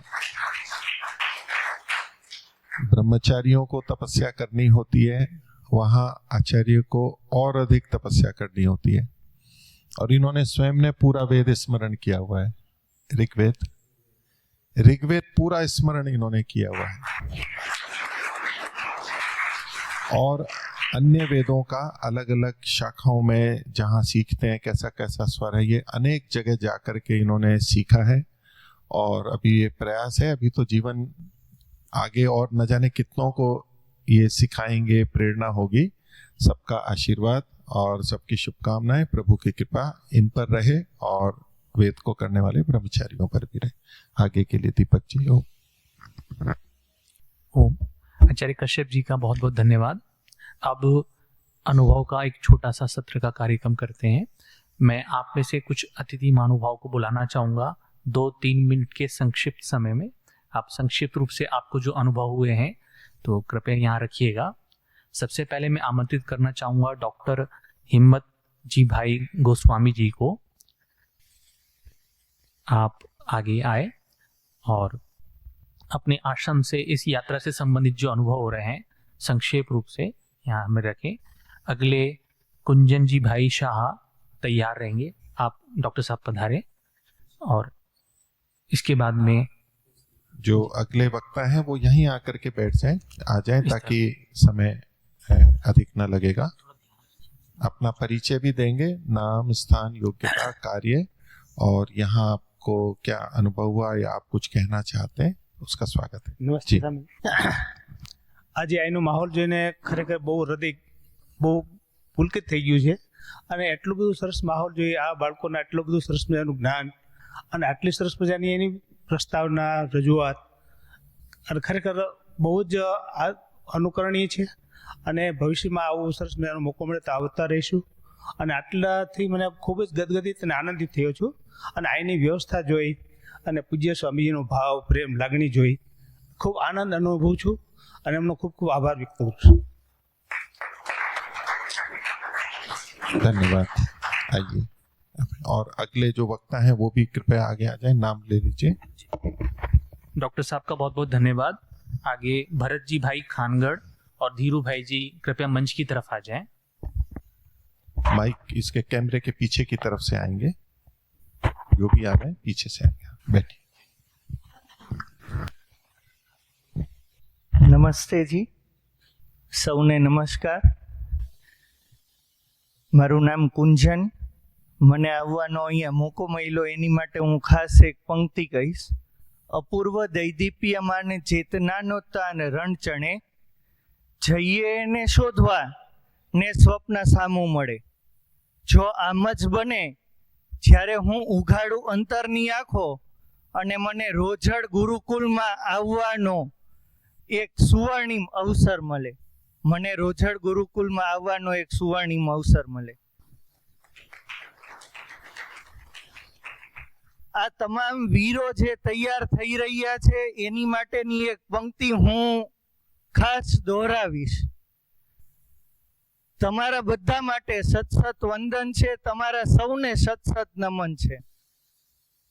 એ પંક્તિ છે, વીર તુમ बढ़े चलो धीर तुम बढ़े चलो, वीर तुम बढ़े चलो धीर तुम बढ़े चलो, सूर्य से बढ़े चलो चंद्र से बढ़े चलो, प्रात हो कि रात हो संग हो ना साथ हो, तुम सूर्य से बढ़े चलो तुम चंद्र से बढ़े चलो, वीर तुम बढ़े चलो धीर तुम बढ़े चलो. અંતમાં અહીં લઈ આવનાર સર્વપ્રથમ મારા પથદર્શક કૌટિલ્યભાઈ, એમને હું નમસ્તેથી સાદર પ્રણામ કરું છું. આ આયોજન સંપૂર્ણ કર્યું તેવા સુરેશભાઈ, લગભગ મેં 2 જ વેદની મહાસભા છે એ એમની છે એ એટેન્ડ કરી છે, તેમ છતાં પણ મને એમ થયું કે ના, મારે એક પણ દિવસ હવે આમાં એબસન્ટ નથી રહેવું. અને જેટલું બને એટલું હું પણ શિક્ષણ સાથે જોડાયેલો છું, તેથી જેટલું બને એટલું તમામ વિદ્યાર્થીઓને પણ આના વિશે, આના માટે ઉત્સાહ એમાં નિરૂપણ થાય એવા પ્રયત્નો મારા હર હંમેશ રહેશે. અને સૌને ઓમ નમસ્તે.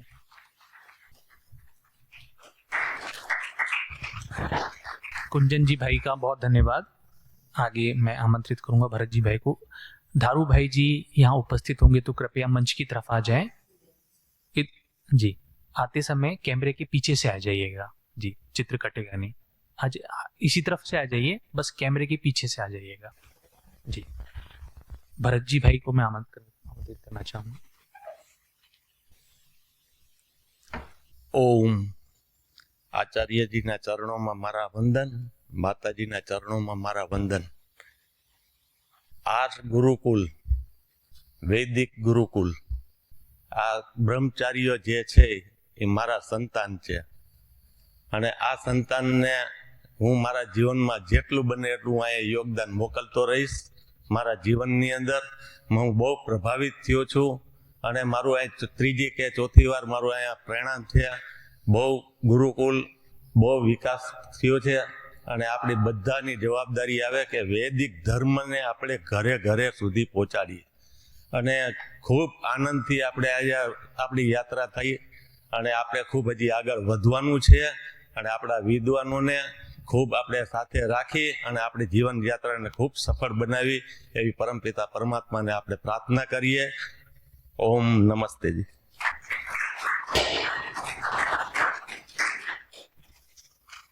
जी, भरत जी भाई का बहुत बहुत धन्यवाद. अब समादरणीय धारू जी भाई.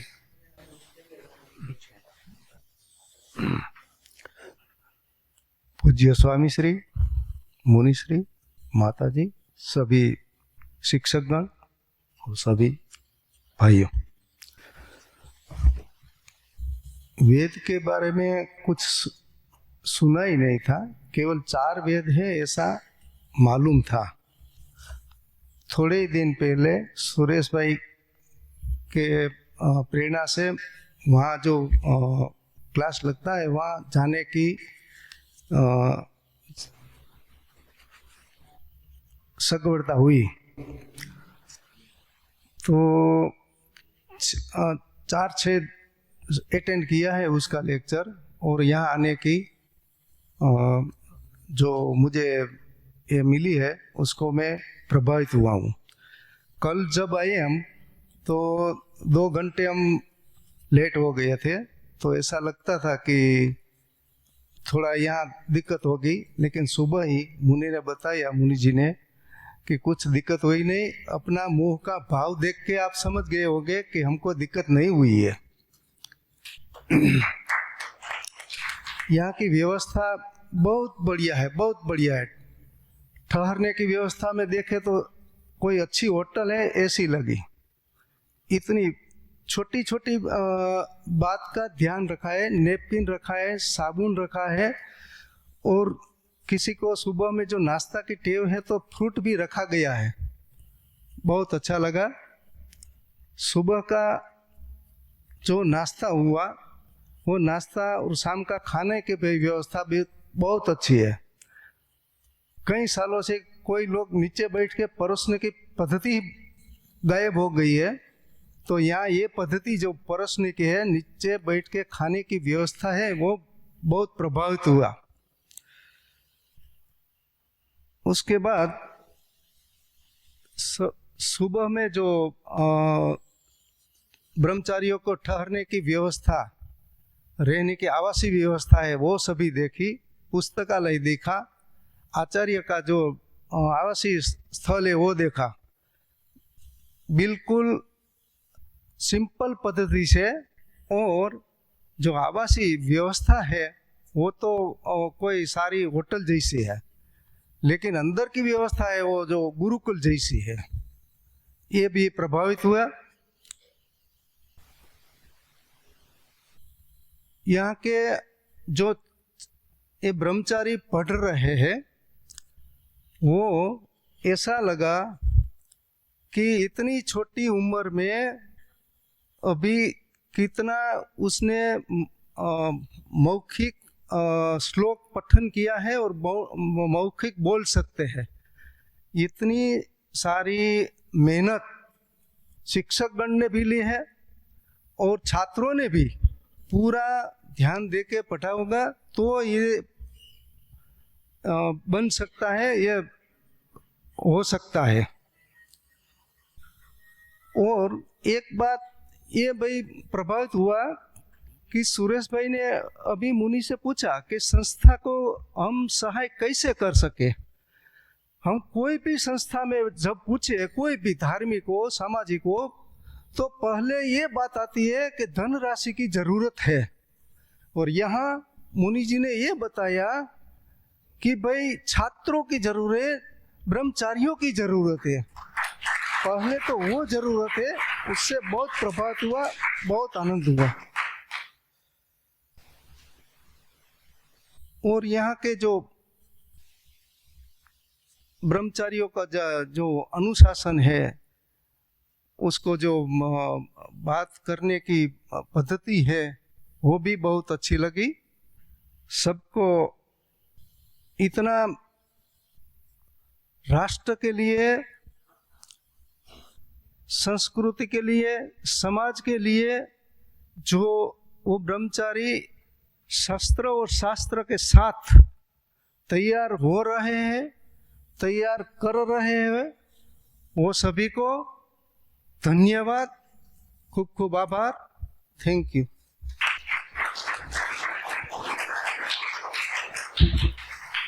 धारू जी भाई का बहुत बहुत धन्यवाद।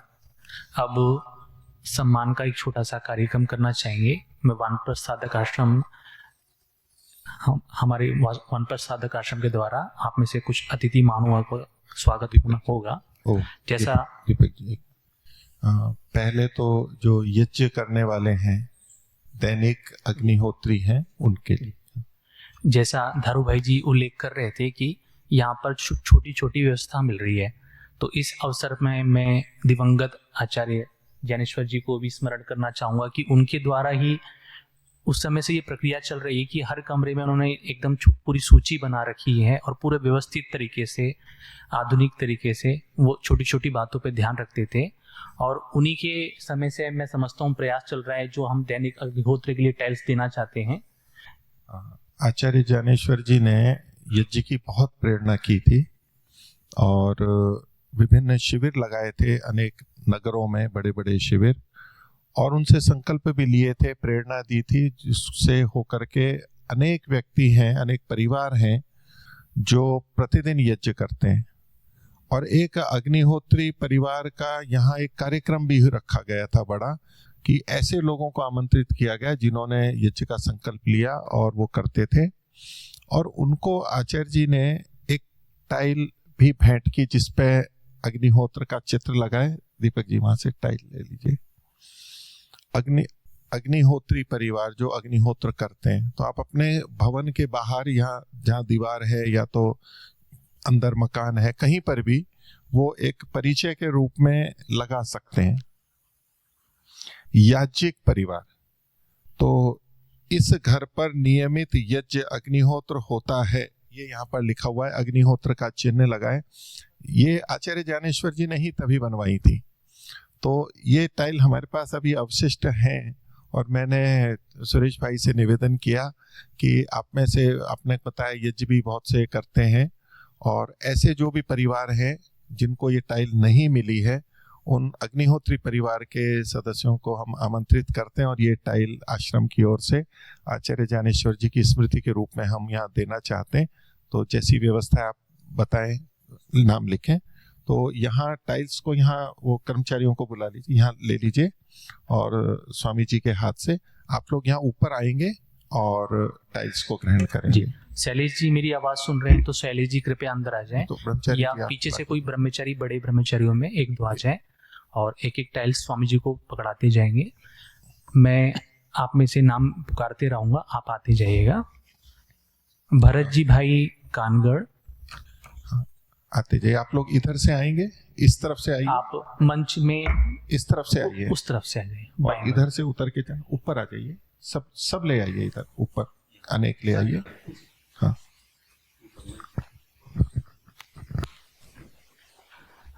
भरत जी भाई पहुंच चुके हैं। इतना घनश्याम जी भाई, आप भी मंच की तरफ आ जाए जी। आप बस यहाँ नीचे ही प्रतीक्षा कर लीजिएगा जी, आप नीचे प्रतीक्षा कर लीजिएगा।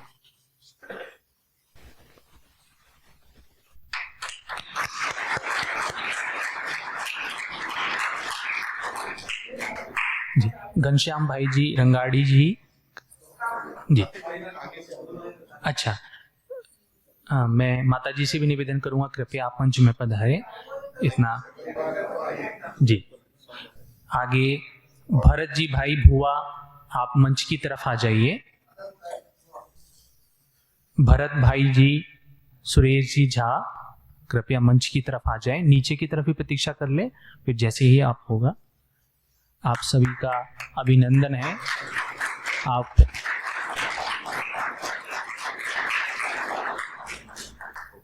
बालीजी भाई डोलरिया,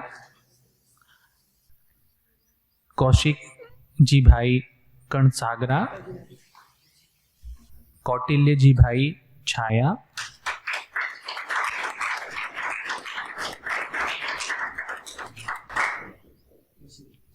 आप इसका बाद में टाइल्स के लिए थैलियां भी हैं, तो थैलियां भी ले लीजिएगा हमसे।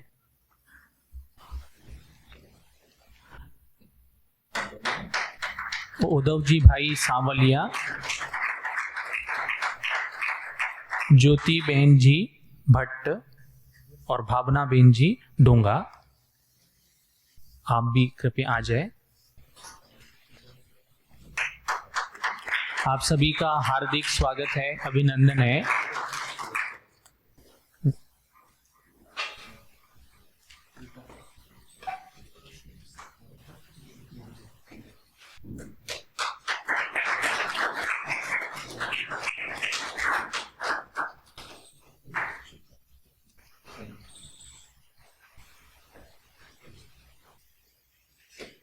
आप सभी दैनिक अग्निहोत्रियों का सम्मान करते हुए वानप्रसादक आश्रम प्रसन्नता का अनुभव कर रहा है।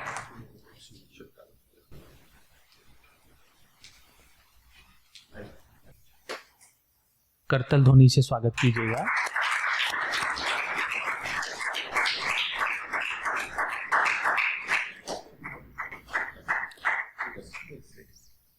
माता ज्योति बेन जी भट्ट,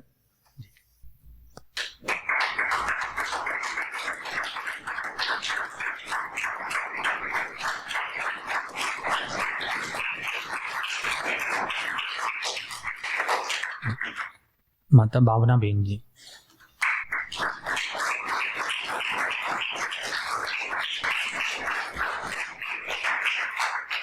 आप सभी अग्निहोत्री परिवार का, अग्निहोत्री महानुभाव का अभिनंदन है। अब मैं विशेष महानुभाव को बुलाना चाहूंगा। जी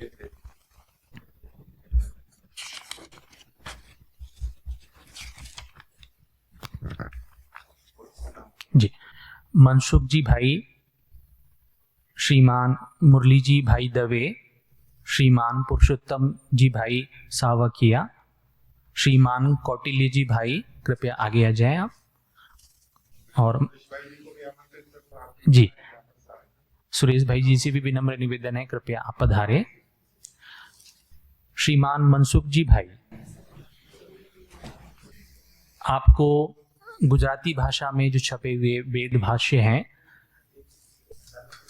2 थैलियां होगी इसमें, एक में कुछ जी, तो ये गुजराती भाषा में छपे हुए संपूर्ण वेद भाष्य आपको सप्रेम भेंट दिया जा रहा है।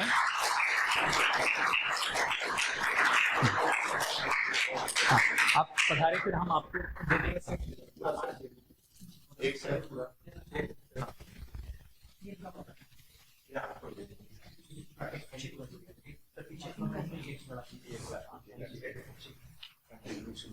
जी, प्रतीकात्मक रूप में एक एक था। अच्छा,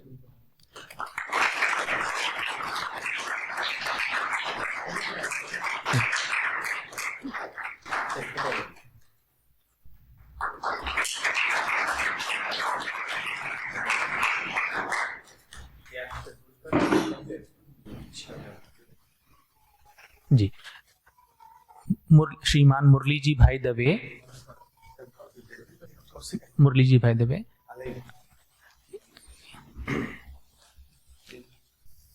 प्रतीकात्मक रूप में आप अभी यहाँ पर जी, इसमें 8 ये जो वेद भाष्य है, ऋग्वेद के 4 भाग हैं, 4 खंड हैं, यजुर्वेद के 2 खंड है, यजुर्वेद का 1 खंड है, सामवेद का 1 खंड है और अथर्ववेद के 2 खंड है।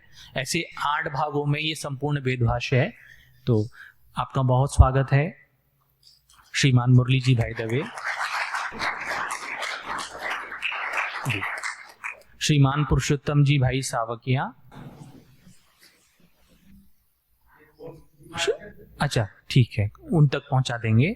श्रीमान कौटिल्य जी भाई जी कृपया पधारे। माताओं में ज्योति बेन जी भट्ट,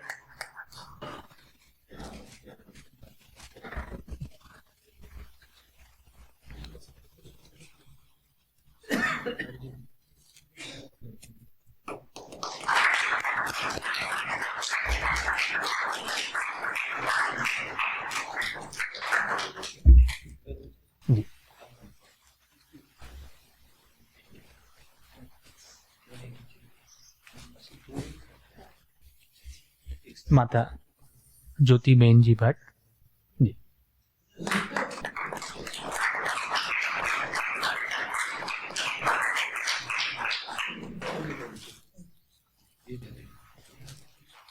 जी हो जी, आप चाहे तो आप ऊपर ही पधारिए। अच्छा आपको जी,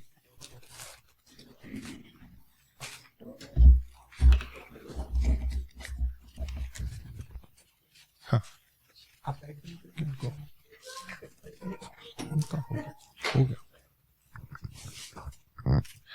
हमारे इस पूरी यात्रा के लिए सुरेश भाई नेतृत्व कर रहे हैं राजकोट से, और उनके प्रतिभाव भी हम सुनना चाहते हैं। श्री सुरेश भाई जी। ओम। पूज्य स्वामी विश्वांग जी, पूज्य मुनि सत्यजीत जी, मुनि रुतमा जी, डाइस पर स्वामी जी, आचार्य जी और आप सब ब्रह्मचारी और भाई और बहनें, आज मनसुख भाई जी ने एक विद्यार्थी का 1 लाख रुपया अभी चेक भी समर्पित किया। उनके लिए हम जोरदार तालियां बजाएं। और भी ये अपने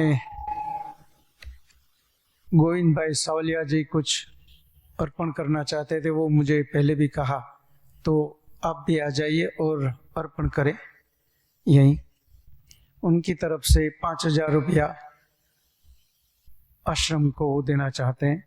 और भी जिनकी इच्छा हो तो वो जरूरी नहीं है कि एक विद्यार्थी का 1 लाख है तो एक भी दे सकते हैं, 2 मिलकर भी दे सकते हैं।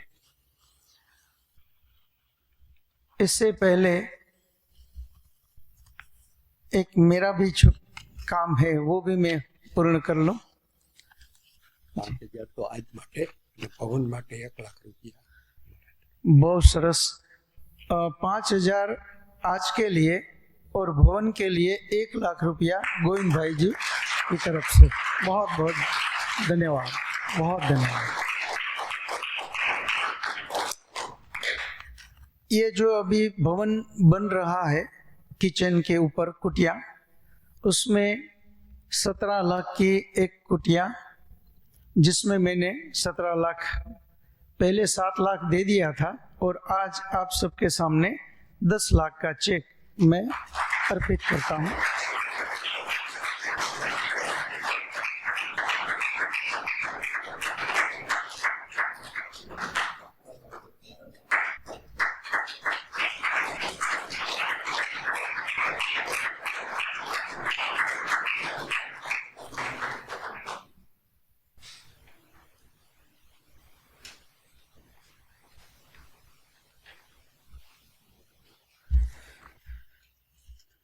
हम सब ने देखा कि यहाँ राष्ट्र निर्माण का काम जिस तरह से हो रहा है, आप सब भी काफी प्रभावित हुए हैं। तो ये कार्य को, क्योंकि वेद में जो लिखा है ब्राह्मण, क्षत्रिय और वैश्य, तो हमारा जो काम है वो हम वैश्य के तौर पर कर सकते हैं और वो काम हमारा है। हम रामायण, महाभारत, उसमें भी जब देखते हैं तो विश्वामित्र जी को जब जरूरत पड़ी, दशरथ जी के दरबार में आए तो उन्होंने कहा कि हमें जब आपके पास आना पड़ता है मांगने के लिए, तो ये एक राजा को शोभा नहीं देता है, ये व्यवस्था करना आपकी रिस्पॉन्सिबिलिटी है, आप ये सब कर सकते हैं। तो इसी तरह हमें भी, हम लोग बिजनेस करते हैं, गुजराती तो ज्यादातर बिजनेस में ही व्यस्त है, पैसा कमाना ये हमारा ब्लड में आता है।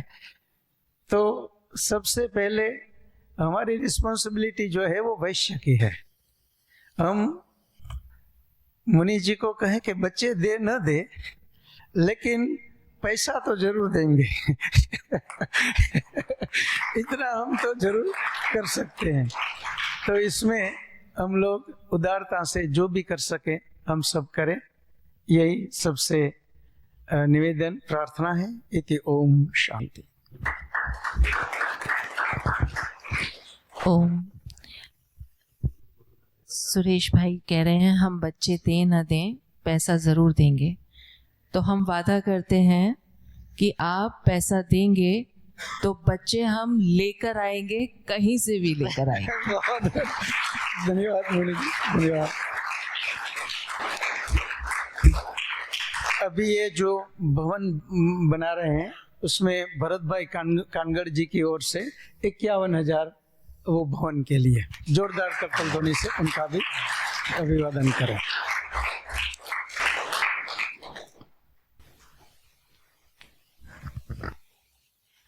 सुरेश जी भाई का धन्यवाद। आप सभी दैनिक होत्री परिवारों का अभिनंदन, स्वागत है।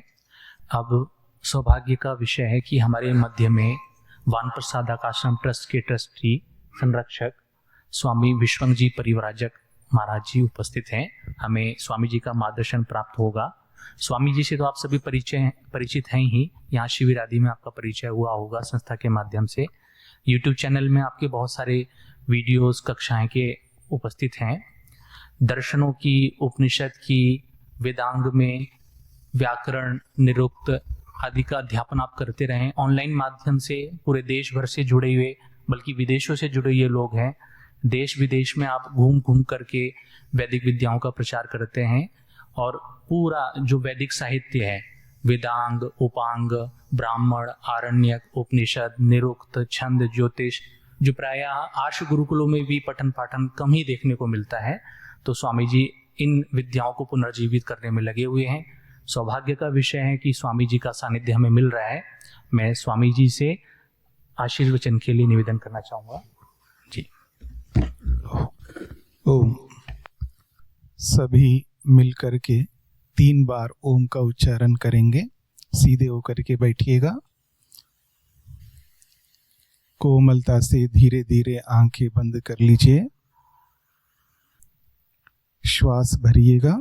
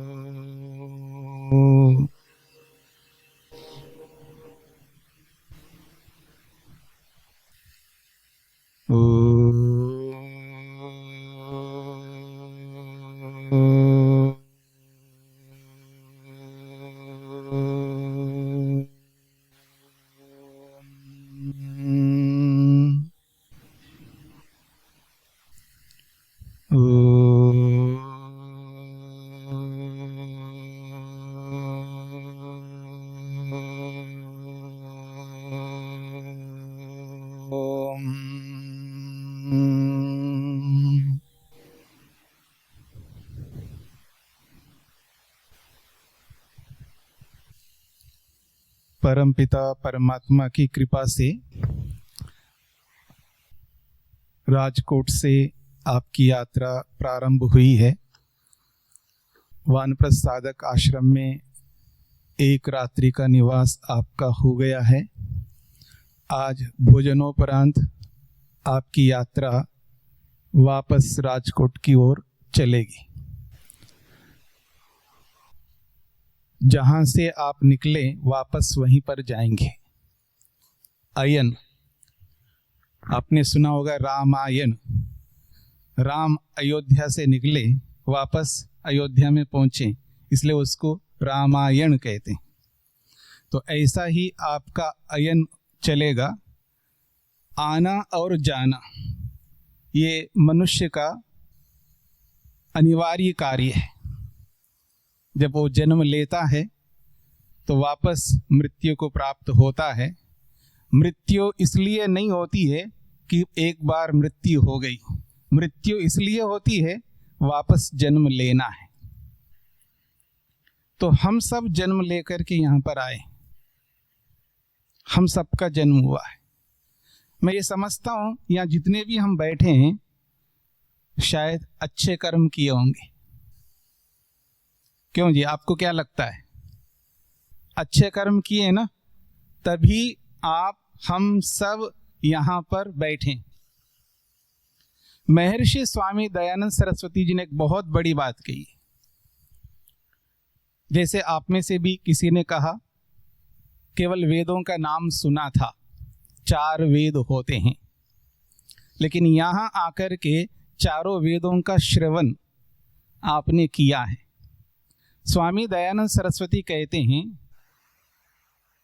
जो वेद का श्रवण करता है, जो वेद का पाठ मात्र करता है, केवल बोलता है, अर्थ नहीं जानता। जैसे छोटे छोटे बच्चे हैं, जब ये वेद मंत्र बोलते हैं रोज यहाँ पर, और वो भी संयोग से मेरी कुटिया के सामने रोज सुनाई देता है हमको मंत्र। तो स्वामी दयानंद सरस्वती कहते हैं वेद बोलना और वेद सुनना श्रेष्ठ काम है। कौन सा काम है? श्रेष्ठ काम। तो ये जो बच्चे वेद बोल रहे हैं तो श्रेष्ठ कर्म कर रहे हैं। और यही बच्चे आगे चल करके जैसे जैसे बड़े होते हैं, पीछे भी ब्रह्मचारी बैठे हैं, वो इनसे बड़े हैं और वो अर्थों को भी अभी जान रहे हैं। तो स्वामी दयानंद सरस्वती कहते हैं वेद बोलना श्रेष्ठ काम है और वेद के अर्थ को जानना श्रेष्ठतर कर्म है। एक डिग्री बढ़ गई ना, एक डिग्री बढ़ गई, श्रेष्ठतर कर्म है। और जब ये बच्चे पढ़ करके अर्थ को जान करके यहाँ से स्नातक बन करके निकलेंगे तो उसको व्यवहार में जब प्रयोग करेंगे तब क्या होगा? श्रेष्ठतम कर्म होगा।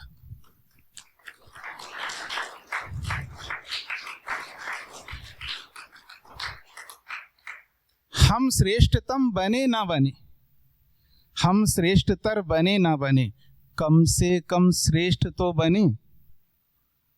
श्रेष्ठ तो बनना ही है ना। अब श्रेष्ठ बनेंगे कैसे? आपके पास जितने भी जानकारी है, आपने जितना भी नॉलेज गेन किया है, बहुत सारी जानकारी, आज इंफॉर्मेशन की कोई कमी नहीं है व्यक्ति के पास में। मैं कितना जानता हूं, आप कितना जानते हैं, कोई इंपॉर्टेंस नहीं इसका, कोई इंपॉर्टेंस नहीं इसका। मैं भक्त हूं भगवान का, आप भी भक्त हैं भगवान के। मैं कितना भक्त हूं, आप कितने भक्त हैं, इसका भी कोई इंपॉर्टेंस नहीं है, क्योंकि मेरी भक्ति के कारण से मेरे को जन्म नहीं मिलता, मेरी जानकारी के कारण से भी जन्म नहीं मिलता। जन्म मिलता है मेरे कर्मों के कारण से, आपके कर्मों के कारण से। हाँ, ये अवश्य है, जो कर्म है उन कर्मों के पीछे जानकारी अवश्य है। उत्तम जानकारी है, उत्तम नॉलेज है तो उत्तम कर्म करेंगे। अच्छी भक्ति करते हैं, उत्तम भक्ति करते हैं तो अच्छे कर्म करेंगे। कर्म के पीछे ज्ञान काम करता है और कर्म के पीछे भक्ति काम करती है। जिसका ज्ञान, जिसकी भक्ति उत्तम है तो उसके कर्म उत्तम होंगे, लेकिन कर्मों के कारण से ही जन्म मिलेगा। 3 गतियां हैं हमारी, या तो नरक में जाओ, या स्वर्ग में जाओ, या मुक्ति में जाओ। कर्म बहुत इंपॉर्टेंट रखते हैं, उसकी बहुत अधिक आवश्यकता है कर्मों की। मैं कितना जानता हूं, कितनी भक्ति करता हूं, जानता होगा, करता होगा भक्ति, लेकिन उस भक्ति का परिणति, उसका परिणाम कर्म है। मैं अधिक से अधिक जान करके भी अच्छा कर्म ना करूं, अधिक भक्ति करके, साधना करके, भजन करके यदि मैं अच्छा कर्म ना करूं तो उस भक्ति का, उस ज्ञान का कोई औचित्य नहीं है। इसलिए हमारे कर्म पवित्र हो, श्रेष्ठ हो, और एक डिग्री बढ़ा करके श्रेष्ठतर हम अपने कर्मों को बनाएं और एक दिन श्रेष्ठतम बन जाएं। यही इस यात्रा का उद्देश्य है। साल भर लगा होगा। सुरेश भाई जी जब जब वो फोन करते हैं तो मैं एक ही बात पूछता था उनसे, कब आ रहे हो? कितने बार फोन उन्होंने किया है और कितने बार फोन मैंने किया है।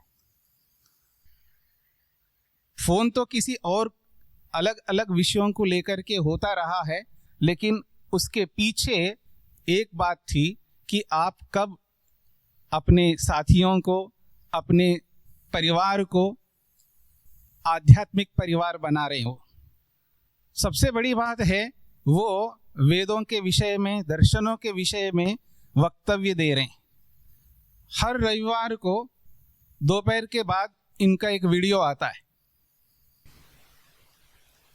तो उससे मेरे को बड़ी खुशी होती है कि वेद के विषय में, दर्शनों के विषय में, वैदिक परंपरा के विषय में गुजराती में लोगों को ये जान पहुंचा रहे हैं। तो ये बहुत बड़ी बात है।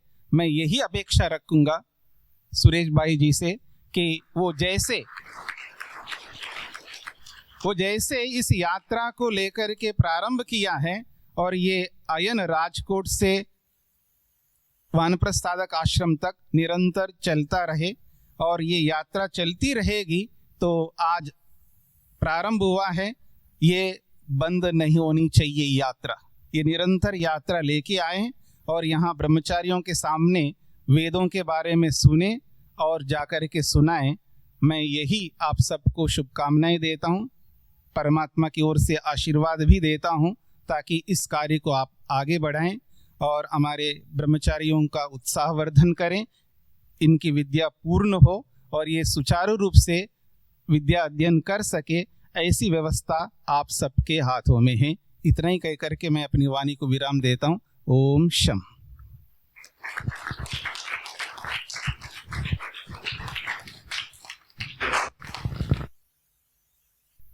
समादरणीय स्वामी जी का बहुत धन्यवाद। वेद का प्रचार हम करते ही रहते हैं। तो सूरत में एक बहुत बड़े उद्योगपति मेरे मित्र हैं, जिन्होंने 10 करोड़ की खर्चा करके मोरारी बाबू की कथा रखी थी। उतनी उनकी आर्थिक कैपेसिटी है। तो मैंने उनको बोला कि अब आपको कथा करनी तो वेद की करो। तो कि चलो कोई प्रवचनकर्ता को ले आओ। तो अगर हम यहाँ से एक अच्छा वक्ता आप में से कोई भी आए, इतनी सरल भाषा में बताइए, क्योंकि वो ज्यादा पढ़े लिखे नहीं, उन्हें कभी शास्त्र नहीं पढ़े, बहुत सरल भाषा में वेद ज्ञान क्या है एक वो बोले, और एक जो बहन जी है वो गुरुकुल क्या है, गुरुकुल का लक्ष्य क्या है।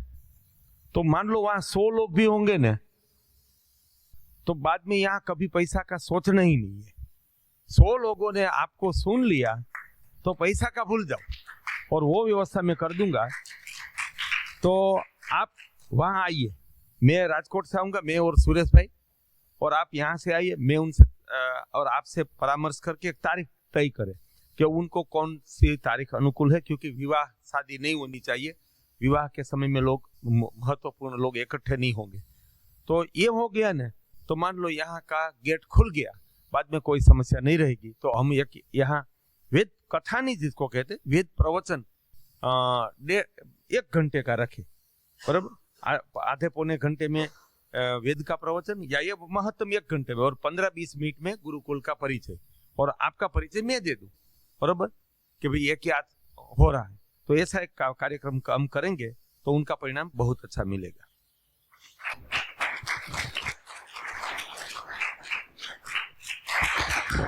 जी, अब कार्यक्रम को समापन की तरफ ले जाते हुए मैं समादरणीय मुनि जी से निवेदन करूंगा, कृपया धन्यवाद सत्र।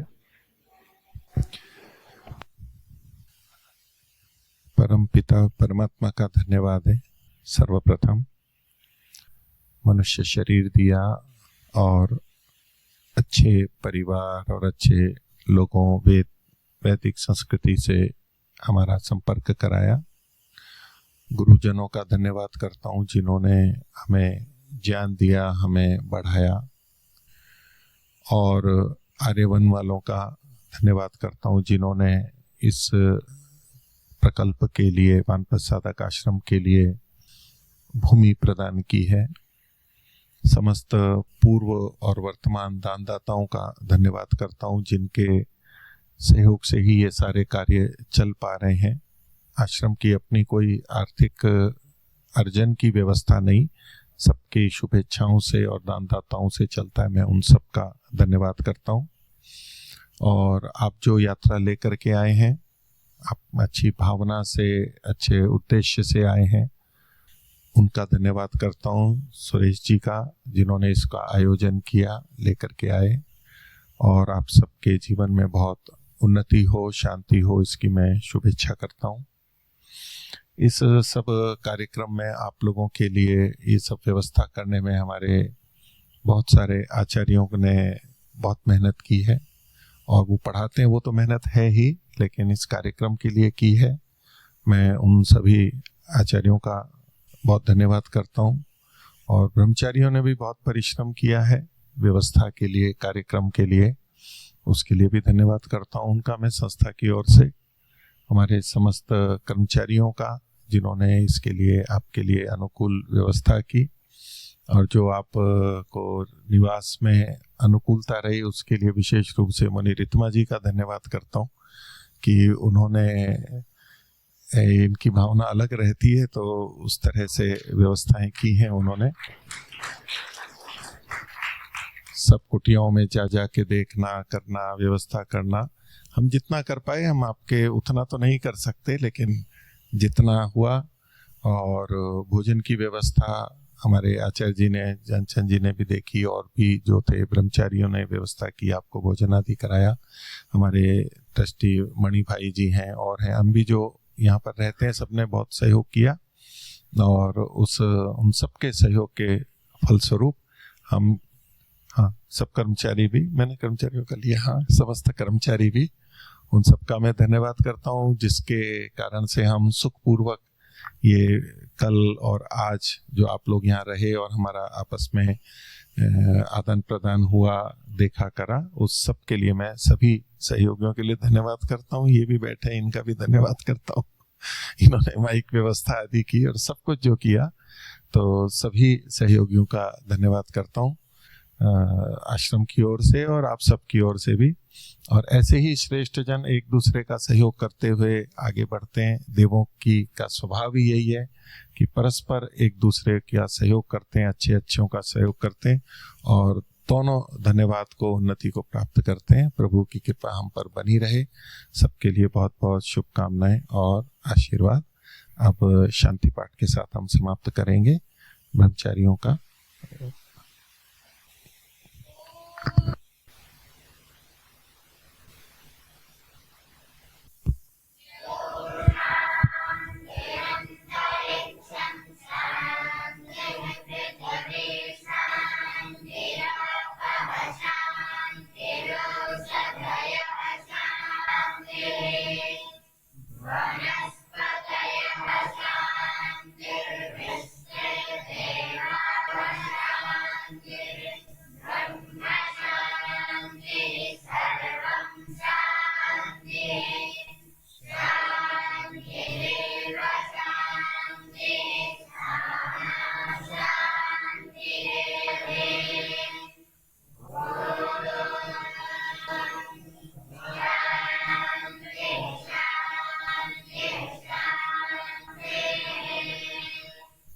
सर्वेभ्यो नमः।